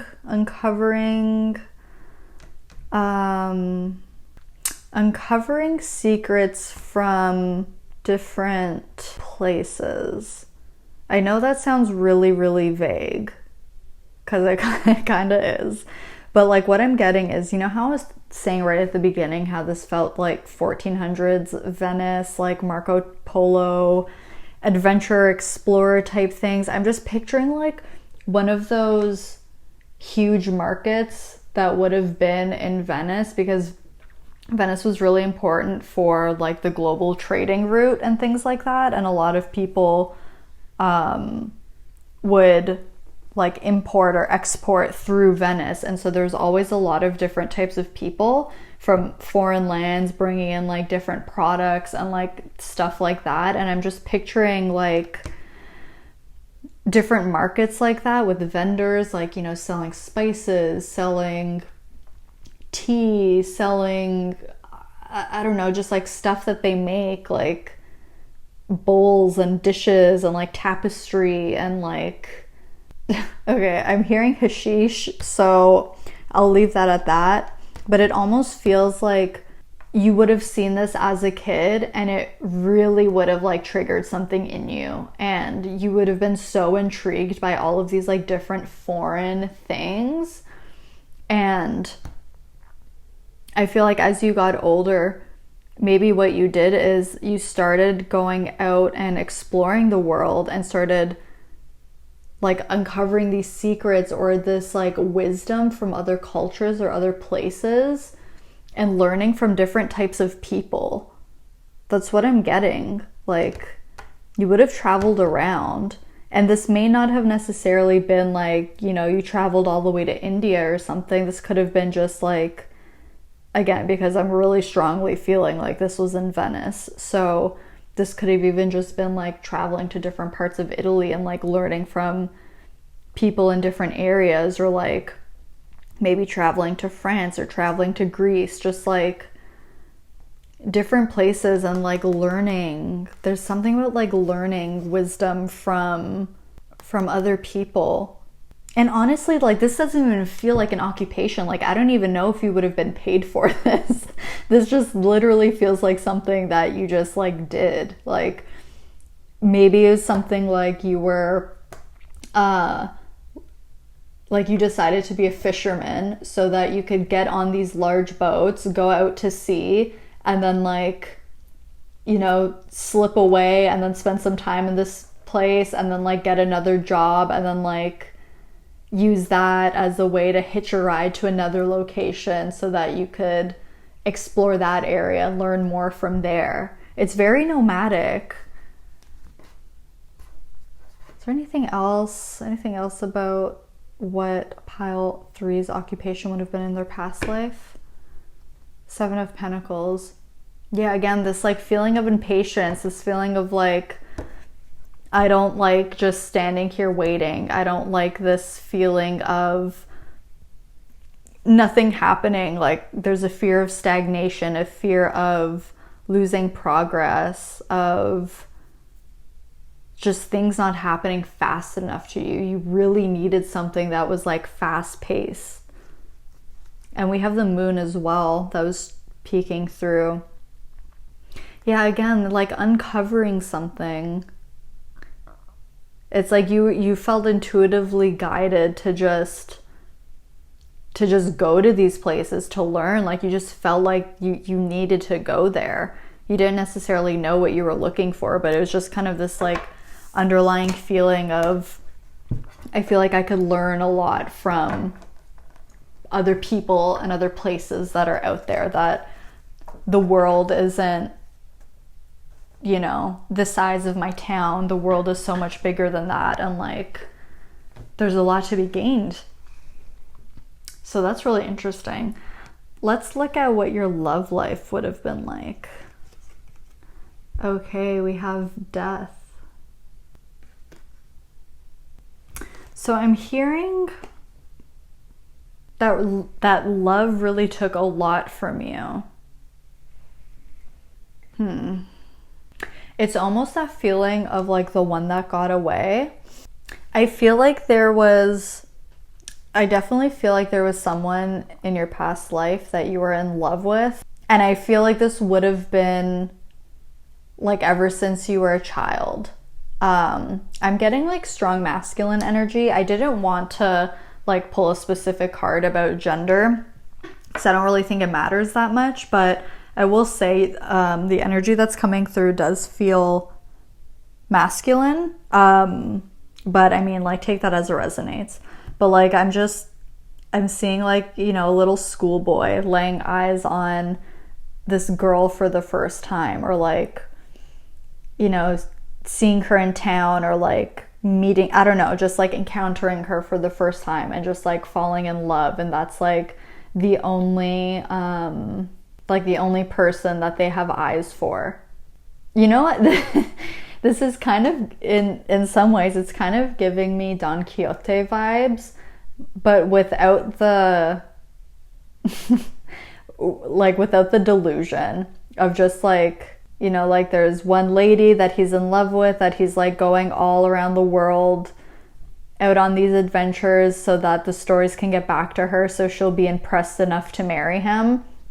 And it's like almost that feeling of like, I feel like there's one person, like one singular person that you always would have loved and like always wanted to be with, but it's like life got in the way or something got in the way. You could have been from different classes, and so maybe it wouldn't have been socially acceptable for you to be together. I'm almost feeling like the other person would have been in a higher class, and they would have had, like, their parents would have like arranged the marriage and like, you know, picked someone of the same like rank or level. So like, I don't know, another really wealthy family that was a duke or something, you know, something like that, or like they were aristocrats or something like that. But it's almost this feeling of like not having enough, not being enough. which may not necessarily be the actual truth. It could have just been how you perceive the situation, like, oh, I'm not good enough for her, or like, oh, she deserves more than me, or he. But it's something like that. Like, yeah, it's like something got taken away before it had the chance to even try, is what I'm getting. So this could have been like, you know, maybe you never got to confess your love to this person, and then all of a sudden you were like on this ship because you took this job as a fisherman and you had to leave right away and you never got a chance to tell them. And then the next time you came back to your town, they were already married or something like that. It's like something like that where it's like the one that got away, or like you missed your chance or something. But I feel like every time you would see that person or think about them, it would like eat you up inside, or like a little part of you died every time you thought about the fact that like you never got to actually be with them. It could even literally be that like the person passed away like at a young age or unexpectedly or something, and so you never got an actual chance to be with them. But there's something really like, yeah, powerful about this connection. It's almost like it was unspoken. It would have been unspoken between you, but there was just this like really strong chemistry and pull between you two that was just, it was mutual and understood, and you never really had to tell each other that like, hey, I like you, or hey, I'm in love with you, or like, hey, I want to marry you. It was just understood. But it never actually got a chance to happen. I just heard conquistadors, so I don't know how that's relevant, but I just heard it. So there's that. And I also just heard Spanish Inquisition. So like I said, I know very little about history. So I have no idea if either of those things would be relevant to any of the other like historical stuff that we were talking about. So yeah, take that as you will. But let's take a look at what society would have been like. Now, this is really interesting, you guys. I was very, very adamant about only pulling one card for each each little category that we're looking at. And so as I was pulling all of these cards that we've looked at, whatever, like the judgment card kept flying out, but it would always come out with other cards. So I kept putting them back in the deck, but judgment kept coming out. And I'm like, okay, but I really just want one card. So when I was pulling the cards for what society would have been like, two cards came flying out. One of them, of course, was judgment. Judgment was the one that flipped over. And I was like, really? I was like, really? But I'm like, okay, like, I was thinking that judgment was clearly going to be significant in this reading because it had come out so many times, and then it came out again, and I was like, all right. And I was also thinking about how, you know, I had mentioned that this was like 1400s Venice, and I was thinking about how, like, you know, like with the influence of Christianity and the Pope and like the Vatican and all of that stuff, and I was just like already thinking about these things like while I was shuffling. So judgment came out and this other card came out, and because I know that obviously all of these cards are in Italian, and I was thinking about the fact that the Hierophant is called the Pope in this deck. And I was like, wow, wouldn't it be so funny if that card came out? And I was gonna just put this card back in the deck and take judgment, but I went to look at it and it was the fucking Pope. And I was like, I was floored. I was like, are you serious right now? Like, I was fucking shook. So I had to take both, even though I really, like, I tried so hard to just get one card. But clearly this was really significant. So we have judgment and the Pope as what society was like. And this was like exactly what I was already thinking and feeling that it was going to be before these cards even came out. So this would have been a very religious society that you would have grown up in this past life. Kind of like what we're talking about with the Queen of Swords, you would have been expected to go through all of the different like religious ceremonies and traditions and different rites. And because this is, you know, like 1400s Italy, like this is Catholicism.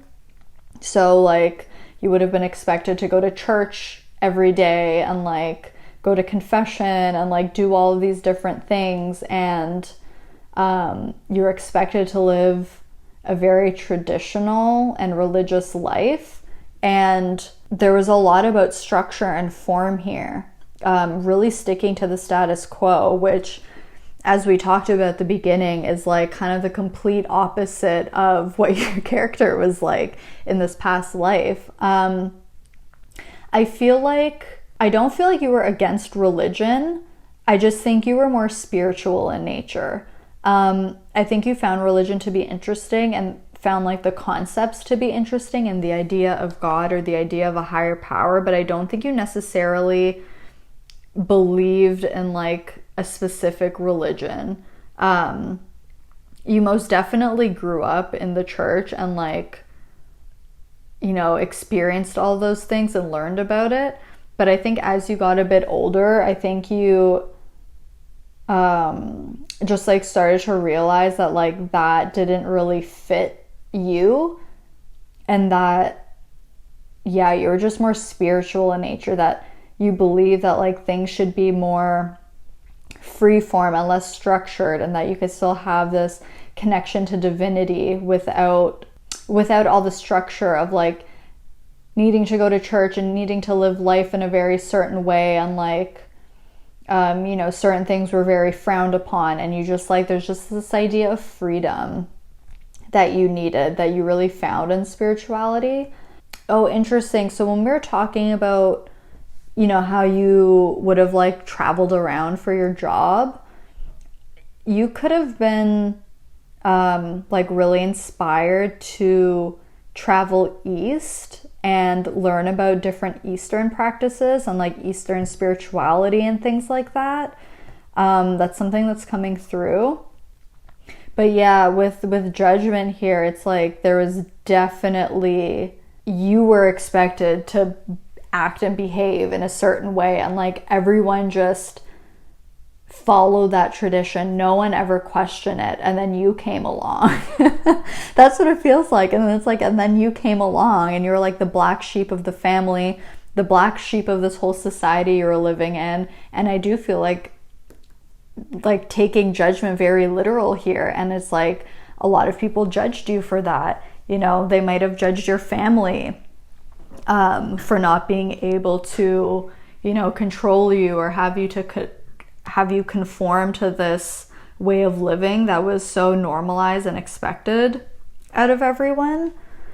But you really took it upon yourself to like heed this inner call that you were feeling and like follow your intuition, follow where you're being guided. You definitely still lived a very spiritual life. It just wasn't religious. It just wasn't, you know, continuing on in the Catholic Church and like following the, you know, the teachings of the Bible and things like that. Like it wasn't, you weren't limiting yourself to just like one religion. I feel like you were very, very open-minded, and you would have been like very ahead of the time in that aspect of just like wanting to explore other religions, wanting to explore other, you know, ideas. I feel like figures like Nostradamus, Galileo, people like that really would have inspired you to like start thinking about things differently. And again, like I don't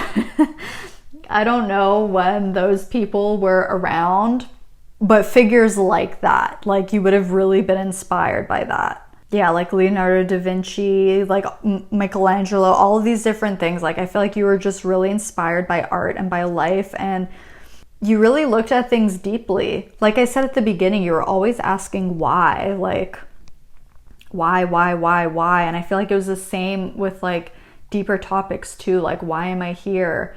Like what happens when I die? Like all of these different things. I feel like you always thought very deeply. And that might have been out of the norm for the people around you or for society. Maybe it was like, we don't question those things. Like, don't ask questions. Like, this is how you do things. You know, this is what we believe. This is what we do. Why are you asking so many questions? Just be quiet and follow suit is kind of what I'm getting here. Yeah, like very strict. But I will also say, I feel zero resentment from your side in this past life. You know, you're a lot more mature than people gave you credit for. You really respected other people's ideals and beliefs and like their religion.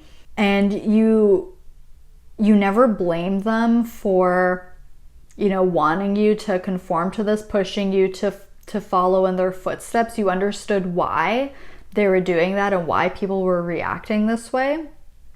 And at the end of the day, it's like you still decided to go off and like follow your intuition and follow and just go on this journey of like searching for what made the most sense to you.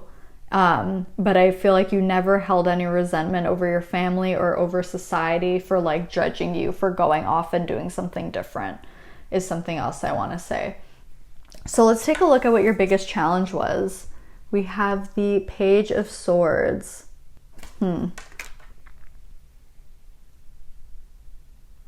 I feel like at first your biggest challenge would have been telling people the truth about just like your own beliefs and like what you wanted out of life, because of the fact that, you know, these are things that you just don't question, right? Like, this is how we live. This is the religion that we follow. Like, no questions asked. Like, we just do this. That's what we're supposed to do.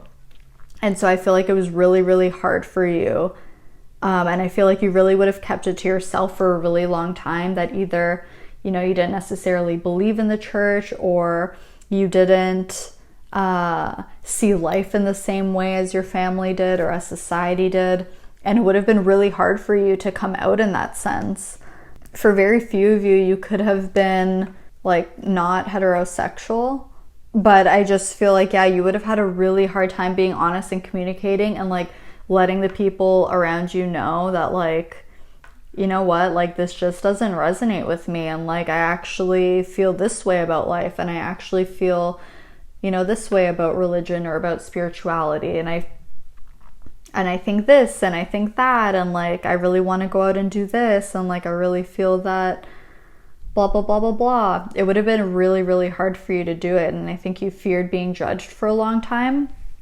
But I think you got to the point where you were so sure of yourself that the only thing left to do that made sense was to just share your truth, and whatever would be, would be. Let's see what your biggest blessing would have been.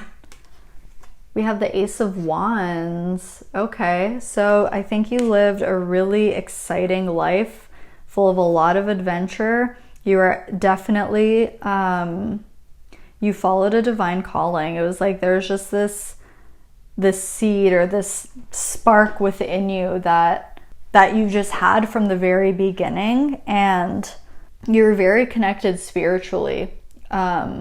Whether it was when you were still part of the church or when you decided to kind of branch off, you were very much still connected and communicated quite easily with, you know, whatever higher power made the most sense for you at that time. And this was one of your biggest blessings. You were just divinely guided, and you trusted in that, and it's like you always ended up where you needed to go. But definitely a lot of passion, a lot of excitement, a lot of adventure, a very spontaneous life. I think it was very fulfilling for you, and you had a lot of fun. It's like that kind of energy of, it's like I'm picturing an elder of a community, and there's just like a group of kids. Oh, you know what? It's like that scene in Lord of the Rings, you know, where Gandalf is, like Gandalf and Bilbo are at Bilbo's birthday party, and there's this like whole audience of kids, and they're like telling stories, and everyone's just like super captivated. That's the energy that I get. It's like you've collected so many stories on your journey, and you like love to share that wisdom with others. And that was such a big blessing for you, was just to be able to like share your experiences, share your stories, give advice, you know, spread some humor and things like that. Just like sharing your life lessons and sharing all this experience, because your life was very full and very rich. And it gave you great joy to share that with people. And I think people did eventually become more open to you, or open to this way of life that you decided to live. But it was definitely a challenge at first, I'll say that. So let's take a look at the lesson learned from your past life. So we have the Knight of Swords.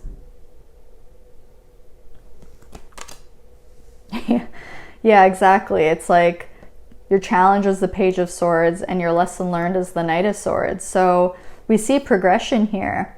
And the lesson learned was exactly the challenge that you had. You learned to communicate. You learned to voice what was important to you. And you also learned to, it's like I'm hearing you learn to walk the talk. So, you know, when you were younger, you may have like told your family about certain ideals or fantasies that you had, and they may have just kind of brushed it off, being like, yeah, that's just pile 3 being pile 3 with all of their crazy theories and like all of their big ideas.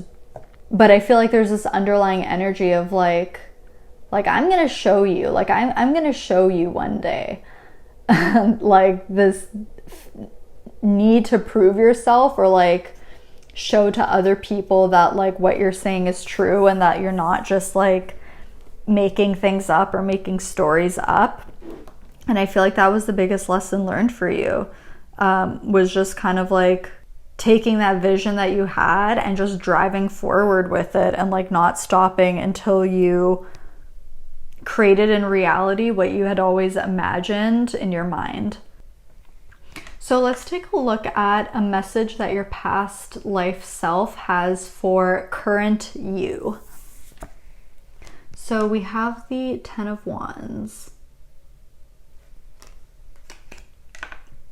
So your past life self is saying, if you're in some kind of situation where you're feeling really burdened, if you're exhausted, burnt out, feeling like you have a lot of responsibilities, a lot of things to take care of, they're wanting you to lighten up. And I don't mean for that to sound insensitive, like especially if you are going through a hard time, but I feel like what they're saying is, it's just like on a soul level, you have such a like fun, lighthearted energy, and I feel like you're being bogged down a lot, and they're really just wanting you to lighten your load in any way that you can. Like you see this in this Fool card, he's not carrying any baggage. He's got this tiny little satchel that has like barely anything in it, and he's got his walking stick, and that's it. Okay, like that's all he's carrying with him. The Fool would not be able to go out on this journey if he was carrying 10 wands on his back. So in any way that you can, try to lighten your load, try to delegate tasks, try to share the responsibility, try to create time where, not that you're ignoring responsibilities, because there's things sometimes that we can't ignore. Like if you're a parent and you have kids to look after, you know, you can't just like stop doing that. But to find time and to make time to have fun, where you can just, you know, be like a kid again and just do something fun, something that you enjoy, something that's not so serious. Like they're saying you need to have a really good laugh, and just to like lighten up your energy, and that it'll help you in the sense of it'll make it easier for you to continue on with whatever responsibilities and obligations that you have. That just because you have things that need tending to doesn't mean that you need to be 24/7 on that and only that. That there's other parts of life that are worth exploring as well, and that, you know, you don't want to hit burnout. You don't want to, you know, work yourself to the bone. You don't want to make yourself sick because you haven't taken time to rest or to play or to recuperate. So it's really something that they're bringing to your attention right now. Let's take a look at why this past life is coming through. We have the Hanged Man. Yeah, you know, it's interesting. This is like with judgment here, it's like people would have put you on trial, like for what you were trying to do. People really just like singled you out, maybe tried to ostracize you in some way. But it's interesting because I feel like you really didn't care.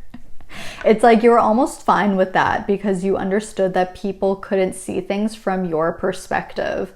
And so you were just like, I feel like you were just totally fine with it. I don't know how else to explain it. It's really interesting energy. But yeah, it's like the reason why this past life is coming through is because it's like something's tying you up. You know, something's tying up all your time. And I feel like you don't have to hold all of that. You don't have to carry all of that. You know, that there's some stuff that could be cleared away here, like with the Death card. It could also be that you're making unnecessary sacrifices, because the Hanged Man does talk about that. It can talk about being a martyr and like you continuing to neglect your needs could be what's keeping you feeling stuck and feeling really heavy. You know, because like look at this guy. He's just like hanging upside down from his ankle. And his hands are like tied behind his back. Like that's not a very comfortable position to be in, right? So it's almost like, yeah, it's like you've gotten so used to being uncomfortable that it's become normal. And your past life self is saying that like, you don't need to sit in that discomfort. You don't need to carry all these wands on your back. Like, it's okay to lighten the load. It's okay to let some things go, you know? It's time to start prioritizing things. And at the top of that priority list should be you and taking care of your needs, is the message that I'm getting. So let's look at this last card. This is going to represent anything else that you need to know about this past life. So we have the Five of Swords. Yeah, definitely. People talked. People had a lot to say about you. Not all good things, but people definitely talk nonetheless. But I feel like in some way you enjoyed it, in the sense of like, because you have this very like mischievous energy, you found it humorous, almost like how much attention people were giving to what you were doing. Like you would have been the talk of the town. That's what this is. You would have been the talk of the town. People would have been gossiping about you, like, oh my God, did you see what pile 3 did? Did you hear about where they're going? Well, I heard that pile 3 did this. Well, actually, I heard that pile 3 went to this place and then this thing happened. Like, it would have been stuff like that. And I feel like, you know, people would have like approached your family and be like, I don't know, just like saying stuff. And how could you let them do this? And your family just being like, we gave up on that a long time ago. Like, and you know, there was still like, your family definitely loved you. They had love for you. And after a certain point, they gave up trying to control you and just realized that like you were going to do what you wanted and like there's nothing they could do about it. But I think definitely at first they struggled with it and had a hard time. But I think later on in life, they really opened up a lot more and were kind of proud of you for like going off on your own path, carving your own path, and following what was right for you, and like not letting other people's judgments or opinions hold you back from like doing what really brought you happiness and joy. So pile 3, that is everything that I'm seeing for you. Let me know in the comments how this resonated. I would love to hear your thoughts about this. Be sure to like and subscribe if you enjoyed watching, and hit the post notification bell so you never miss out on when I upload a video.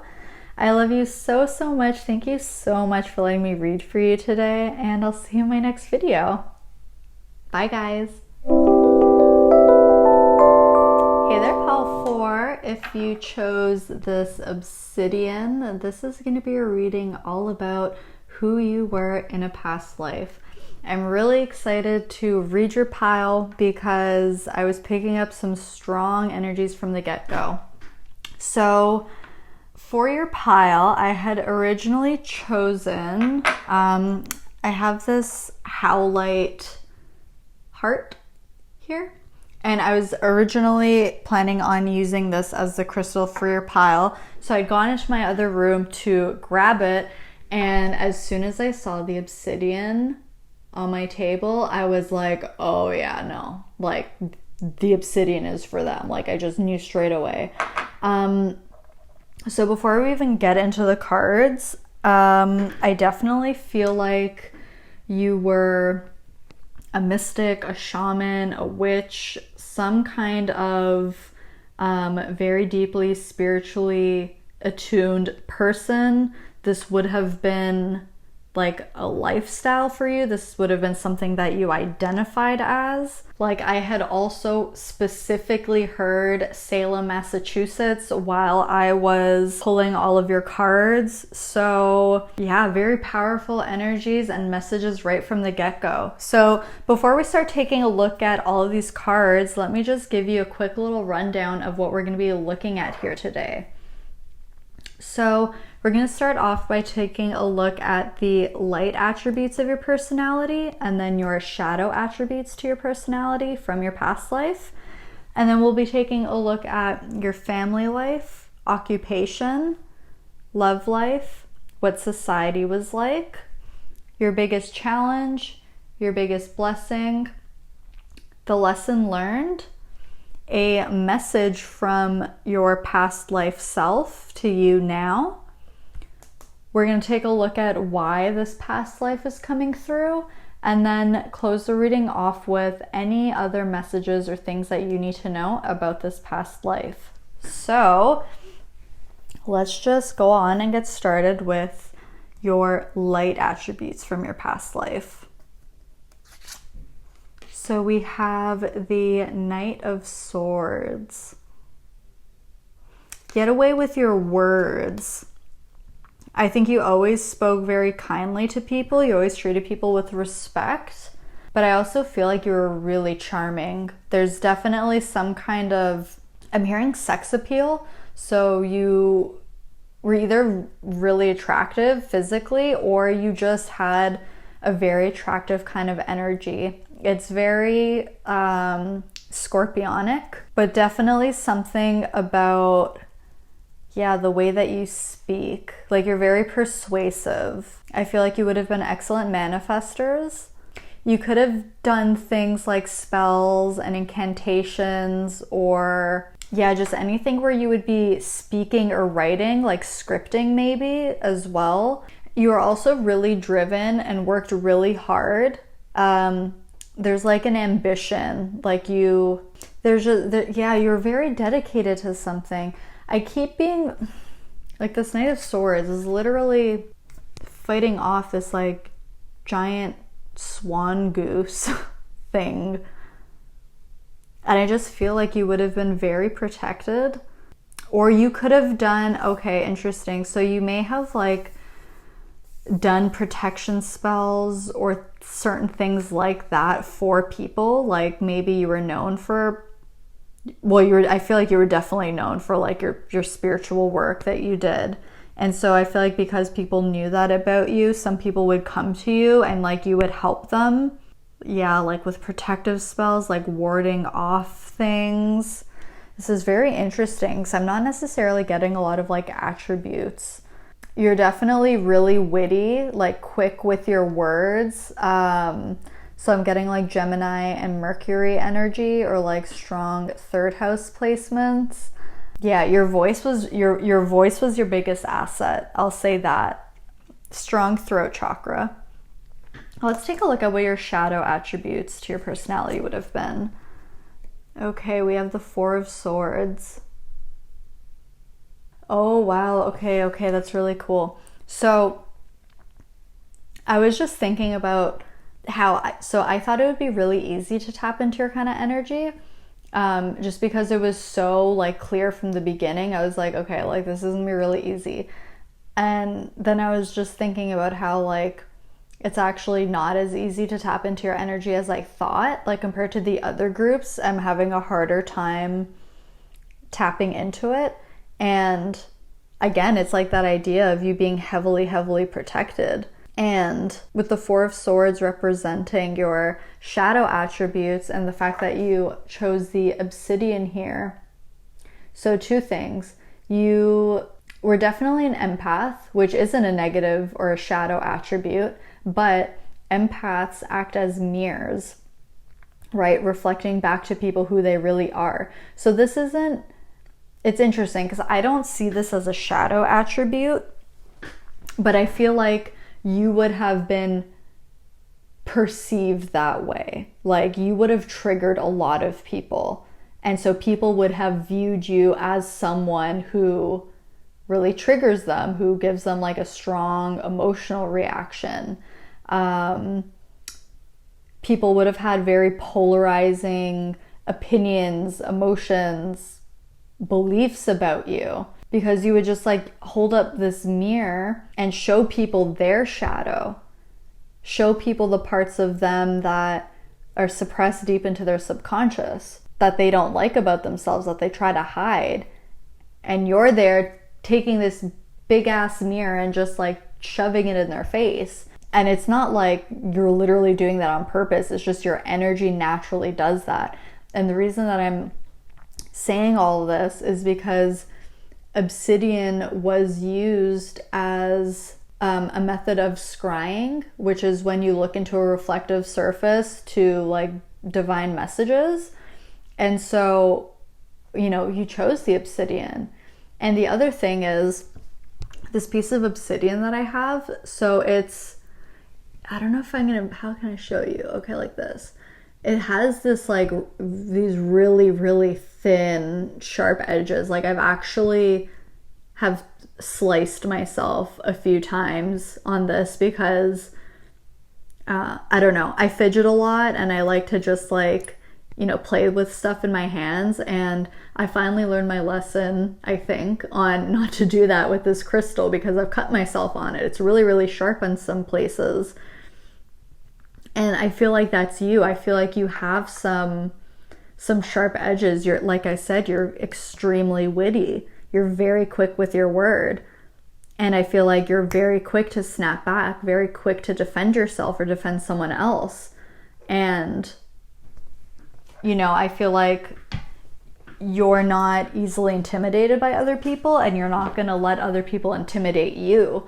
And so there's just something very powerful about your voice where it's like it can either be used for good or used for not so good things. And I'm not saying that you did those kinds of things, but again, it's just, I keep being drawn back to like people's perspective of you, that it's like you could build someone up with your words and really encourage and support them. But if people are, you know, not acting right with you, you're very quick to just, you know, cut them off, cut them down. Like I said, very, very strong Scorpio energy, like very quick to react, very quick to snap back. And I feel like people had like this fear of getting on your bad side, this fear of like you putting a hex on them, you putting a curse on them, or like something like that. I don't see that in your energy. I don't, like, that's not something that you would ever do. You did not participate in like black magic or like anything evil. It was just this perception of what spirituality was back then, right? Because I did hear Salem, Massachusetts. So again, it was this whole idea of like, you know, witches are evil and like all this stuff. So it's like, I feel like your shadow attributes, it's like not even your actual shadow attributes. It's just how people perceived certain things at the time of when this past life occurred. So let's move forward and take a look at what your family life would have been like. Okay, we have the Ace of Swords. So I feel like in some sense your family would have gone through some kind of like fresh start together. So this could have been, for example, if your family immigrated, or if your family like yeah, moved somewhere to get a fresh start. Because the Ace of Swords also does talk about overcoming obstacles and overcoming challenges. And again, like so far we have all swords cards. This is all about communication, truth, logic, intellect. I think you would have learned a lot from your family. I think you would have had really interesting conversations. Your parents could have been intellects of some kinds, or educators, orators, storytellers, journalists, writers, something like that. And I feel like you would have learned a lot through them. This could also be speaking about the importance of passing down oral traditions, generation to generation. So it could have been that you came from a line of people who were very spiritual or practiced witchcraft or these kinds of things. And there was a lot of knowledge and information being passed down generation to generation, where it's like you're being passed the torch, you're being passed the sword now to take this information and carry it forward, almost like a sense of duty or obligation almost. But also I'd like to say, so this doesn't just have to be like witchcraft. This could be like if your past life could have been in a tribe, for example, like an indigenous tribe somewhere, or like a shaman, a healer, something like that. I also just heard consultant, so this as well could have been like you could have become, or your family could have been really well known for doing this kind of thing. So much so that they acted as a consultant for people who were really high up.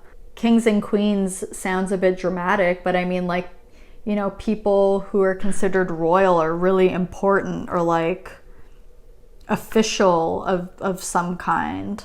But I think you really received this like clear sense of purpose with your family, and it feels like everyone was on the same page about things. There was a lot of like truth and honesty, and it's not the energy of like sweeping things under the rug of being like, oh, we don't talk about that, like that's taboo. It's like that was things that were considered to be taboo or hush hush is what was openly talked about here. There's a lot of transparency within the family. So let's see what your occupation might have been.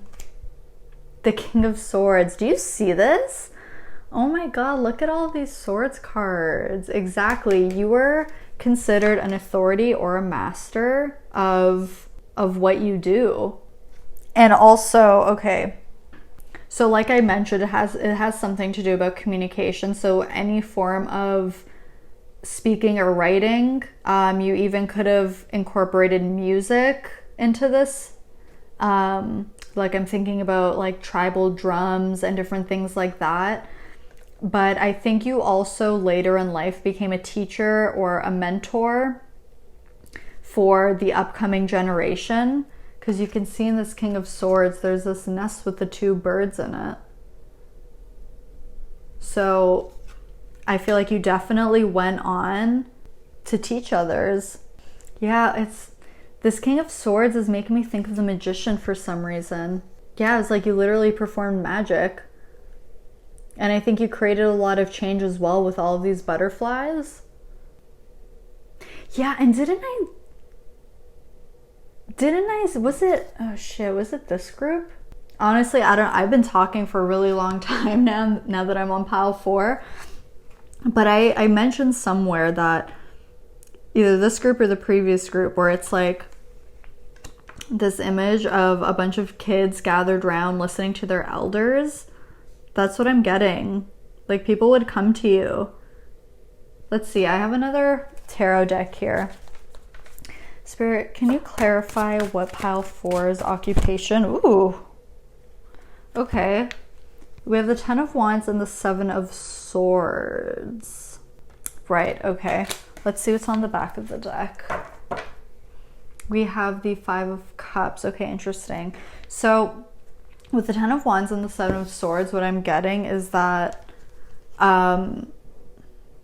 like it would have been dangerous for you, or it would have been like, yeah, unsafe in some way. Like you had to constantly be looking over your shoulder. And, you know, maybe at first, like maybe it wasn't maybe it wasn't safe to speak out on some of these things, and maybe you did it anyways, and because of that there was just this great stress, paranoia even, about being caught, being punished, being ostracized. You know, like a lot of really terrible things happen to people who practice witchcraft or magic or things like that. So it was very dangerous, but at the same time, it wasn't something that was shied away from. Like, I feel like it was so deeply ingrained in you and like so very much a part of you that it's like there was no way to avoid it. There was no way around it. It was like, this is my torch to bear. Like, this is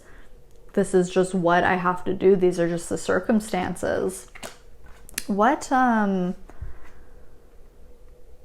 was Pile 4's occupation in their past life? Can you clarify the King of Swords?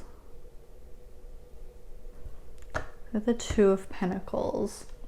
Yeah, it's like this constant dance between thinking like, am I safe? Am I not safe? Should I keep doing this? Should I stop? Like, what, you know?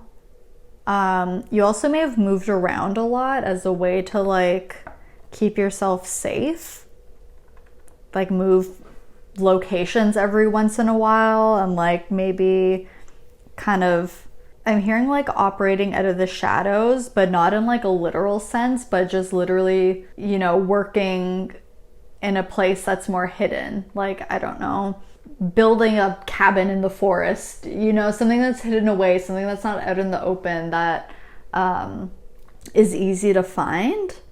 Okay, that's really interesting. What was Pile 4's occupation in their past life, please? Can you clarify the King of Swords? We have the Chariot. Yeah, and look at that. Like the Chariot. Oh, interesting. Yeah, we have the Devil underneath. So with the Chariot, we have the light and the shadow in balance. So it's like, and with the Devil underneath, the Devil does represent the shadow. It talks about our fear, our ego. It talks about insecurities, control. And I really think you were trying to bring to light the fact that, you know, magic or witchcraft or spirituality like wasn't the devil's work. Like, I really feel like that's what you were trying to do.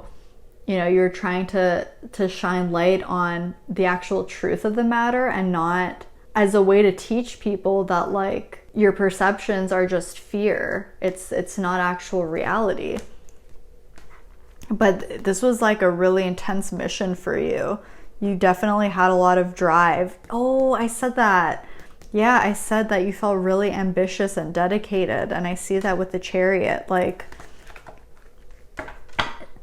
you know, it takes a lot of strength to be involved with, you know, something that can be dangerous, and especially living very openly about it. It leaves you as a target, right? Wow, really interesting. And look at that. We even have the Emperor coming out. You were like seriously like a master. You mastered your skill or skills. You were considered an authority on it. You were considered like the ringleader at some point, like the, you know, like a tribe elder, the chief of the tribe, or like the leader of something. You were at the helm of something. You definitely had influence. You had influence, very strong influence on people, and changing people's perceptions and teaching people. Okay, let's take a look at what your love life would have been like. Oh, look at that. We have the Emperor. Okay. Interesting card. So I feel like your love life, your love situation would have been really, really stable, and it would have been kind of like the one area of your life that was really grounded and stable. You know, it's so like, okay, this is crazy. We have all these swords cards, and then we have the Emperor come out, which is finally not a swords card, but yet in the imagery, there's a sword on it still. it's like you couldn't avoid this if you tried. Like, this is definitely your fate and your destiny. But so with your love life here, I think you had a really stable love life. You know, the Emperor as an archetype represents the father, so you could have had children with this person. But it's just interesting because, like, the Emperor is really stoic. Like, it's not a romantic kind of energy. But with Aries influence, it's definitely passionate. Again, like, it's hard to read. I'm gonna grab a clarifier. Spirit, can you clarify the Emperor? What would have Pile 4's past life, love life been like? Okay, thank you. Oh, okay, so we have 2 cards. We have the Ten of Swords flipping over, and we have the Nine of Cups. Interesting.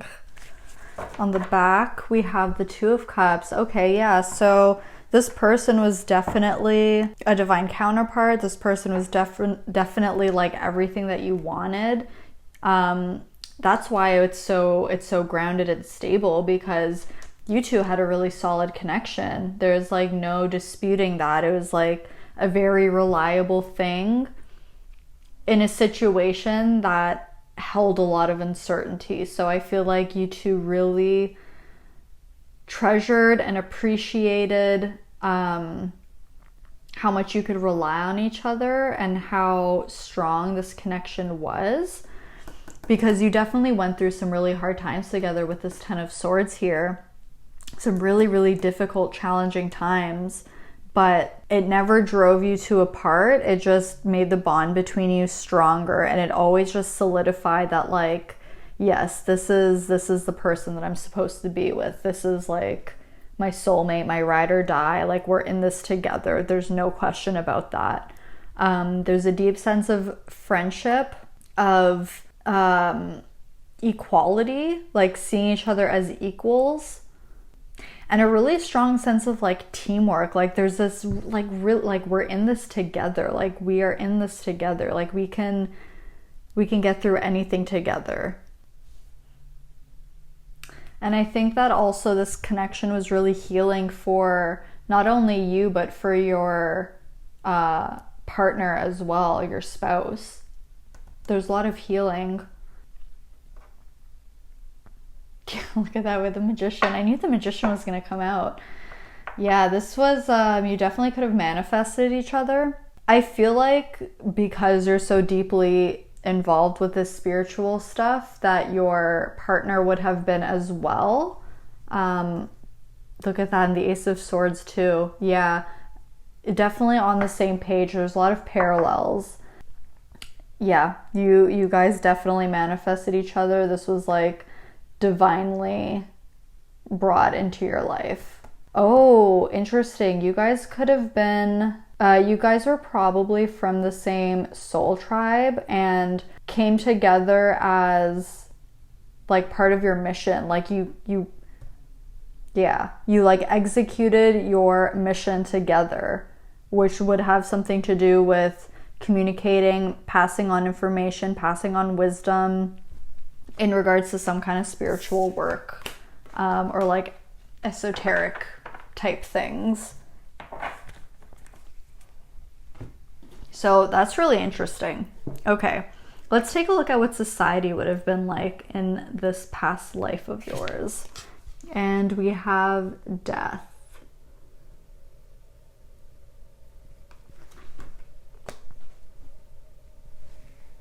So during this time period, society would have been going through a lot of changes.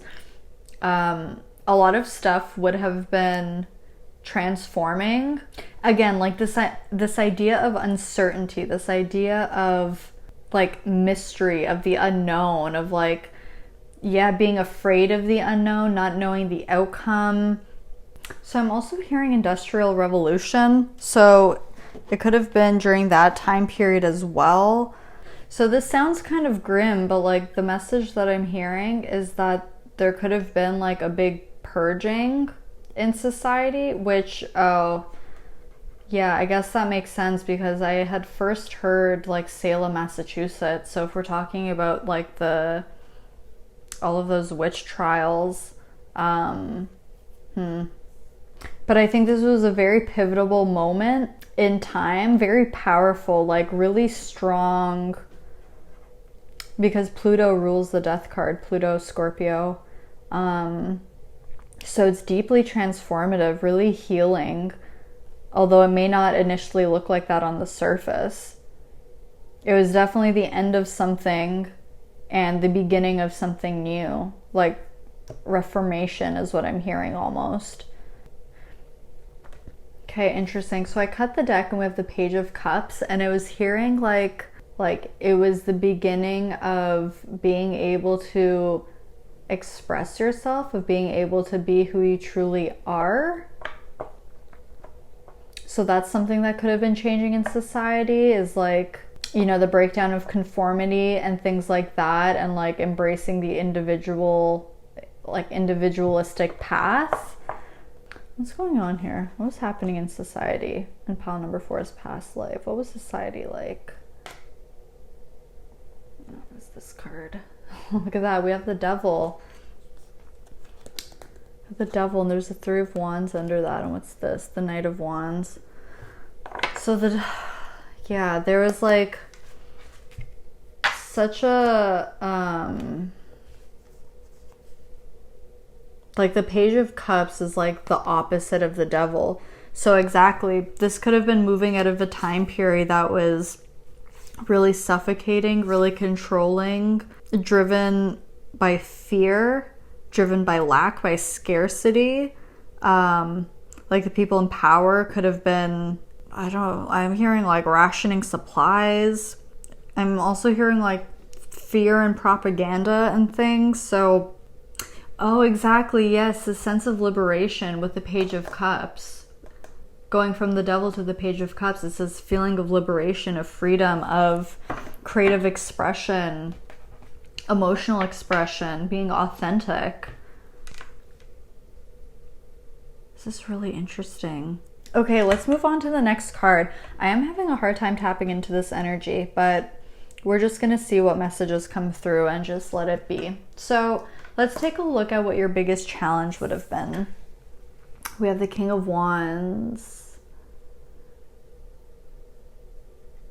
So your biggest challenge would have been, I think, being accepted as this figurehead, being accepted as this authoritative person, being accepted for these grand visions that you may have had about the future, about your life. So you could have been like prophetic, or like an oracle of some kind. And while it's clear here in these earlier cards that you've attained this position of authority and power and like respect, I think you had to fight really hard to get there, and it took a long time. Because we have 2 kings and the Emperor. So this is like, obviously the king is the final card of the suit. So it takes time and a lot of effort to get there. It's definitely a journey. You don't just wake up one day and you're the king, right? So that would have been your biggest challenge. Even I'm getting, you may have struggled with your ego, or your ego getting in the way of like your mission, or even having conflict or challenges with other people's egos, not being able to open people up, so to speak. Or I'm even hearing like tyrannical, so there could have even been people like that you had to deal with in some way, which would have obviously been a challenge to you. Let's take a look at what your biggest blessing was, though. Okay, we have Judgment. Look at that. I just finished saying that it would have been hard for you to open people up, so to speak, and we have this open door with this space vortex thing. Literally, look at that. Your biggest blessing was your ability to literally like travel between worlds. Like you were a master at drifting between the physical and the spiritual. And because you're a great manifester, that means you are fantastic at manipulating energy. And that was one of your biggest blessings, was your gifts that you had, and opening people up to this idea, opening people up to other worlds, expanding people's minds. Yeah, and I was literally just talking about ego, people's egos. You literally helped people through their ego deaths, and like making people realize that they're like living in this matrix, and just like opening this whole other world up to them of like, there's more to this. There's more than what you see. Like what you see isn't everything. What you see is just like a small tiny fraction of what's actually going on here. Also, I think you were excellent at astral projecting and astral traveling, or just when you would get into a deep meditative state, you could like access other worlds, other galaxies, like star galaxies, things like that. It was like, yeah, you were definitely a Scorpio, had very strong Scorpio placements, or Pluto 8th house placements. Like you were not afraid of the dark. You were not afraid of the shadow. You were not afraid of the taboo, of the dark side of life. It's like people would see the abyss and they would run in the other direction, and you would see the abyss and just like greet it with open arms and just like fully embrace it. But it's not until that you can embrace the shadow that you're able to transmute it. And it's like, that's what you did. That was your biggest blessing. And not even you going on your personal journey and doing that, but you showing other people, guiding other people through the same process as well. Okay, so let's see what the lesson learned was. Okay, tiny elephants. That's interesting. So this card is specific to this deck, and this card talks about perspective. So I think the biggest lesson that you learned in this past life was that you couldn't make people do or see or accept anything. All you could do was show them the way, give them the information, and act as an example. But you really had to learn how to surrender. Okay, you, as much as you wanted to convert everyone, so to speak, you couldn't do that. And you kind of realize that everyone's on their own journey, and everyone is at different parts in their journey, and they all have different things to learn. And I think things really took off for you once you realized that, and then once you shifted your focus back from them to you, and you focused on your own journey, and you focused just on doing you and not paying as much attention to other people.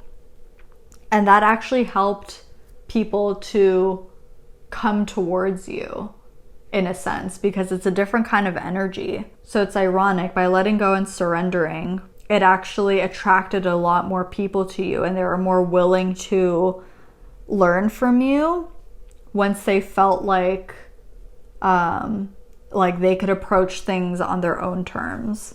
And to take this card quite literally, like, something else that you learned is just having such a wide perspective of life. There's a quote from I'm pretty sure it's Kurt Vonnegut. I'll have to put it up on the screen. I think it was from Slaughterhouse-Five. Yeah, the quote goes, "I asked myself about the present, how wide it was, how deep it was, how much was mine to keep." That's the idea that's coming to mind, is that like through this journey that you went on, all the things that you've learned through others, all the things that you learned of a court of your own experiences, really just opened you up, opened your mind, expanded your mind in so many ways, right? Opened doors that you didn't even know existed. Okay, let's see what message your past life self has for current you. Oh, we have the sun. Beautiful. I just heard "keep on shining." I love that. Literally, your past life self is saying, keep doing what you're doing. Keep shining your light. Don't dare dim to fit in. Okay? Because like, this is so interesting. I've never gotten this message with this card before.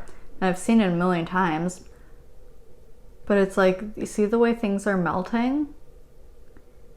Like, what your past life self is saying is, do you think the sun cares if it's burning too brightly or burning too hotly? Do you think the sun cares? Do you think the sun is like, ooh, you know, it's a little hot in this city today. Maybe I'll tone it back. Fuck no, the sun doesn't give a fuck. The sun's gonna keep burning, keep shining, keep doing its own sunny thing.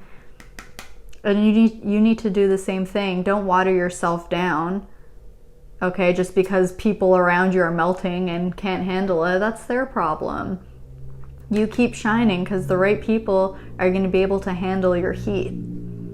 They're going to be able to handle how brightly you shine, and those are your kind of people. So don't worry about other people thawing and melting around you. And it's so interesting because all of these swords cards in this deck is represented by winter scenes. And we have the sun here. And there's just such a warmth coming through, just like really strongly supporting you, really protecting you, like encouraging you, cheering you on. You're on the right path. You're doing amazing, sweetie. And again, don't dim to fit in. Don't dim to fit in. Okay, let's see why this past life is coming through. 6 of Pentacles.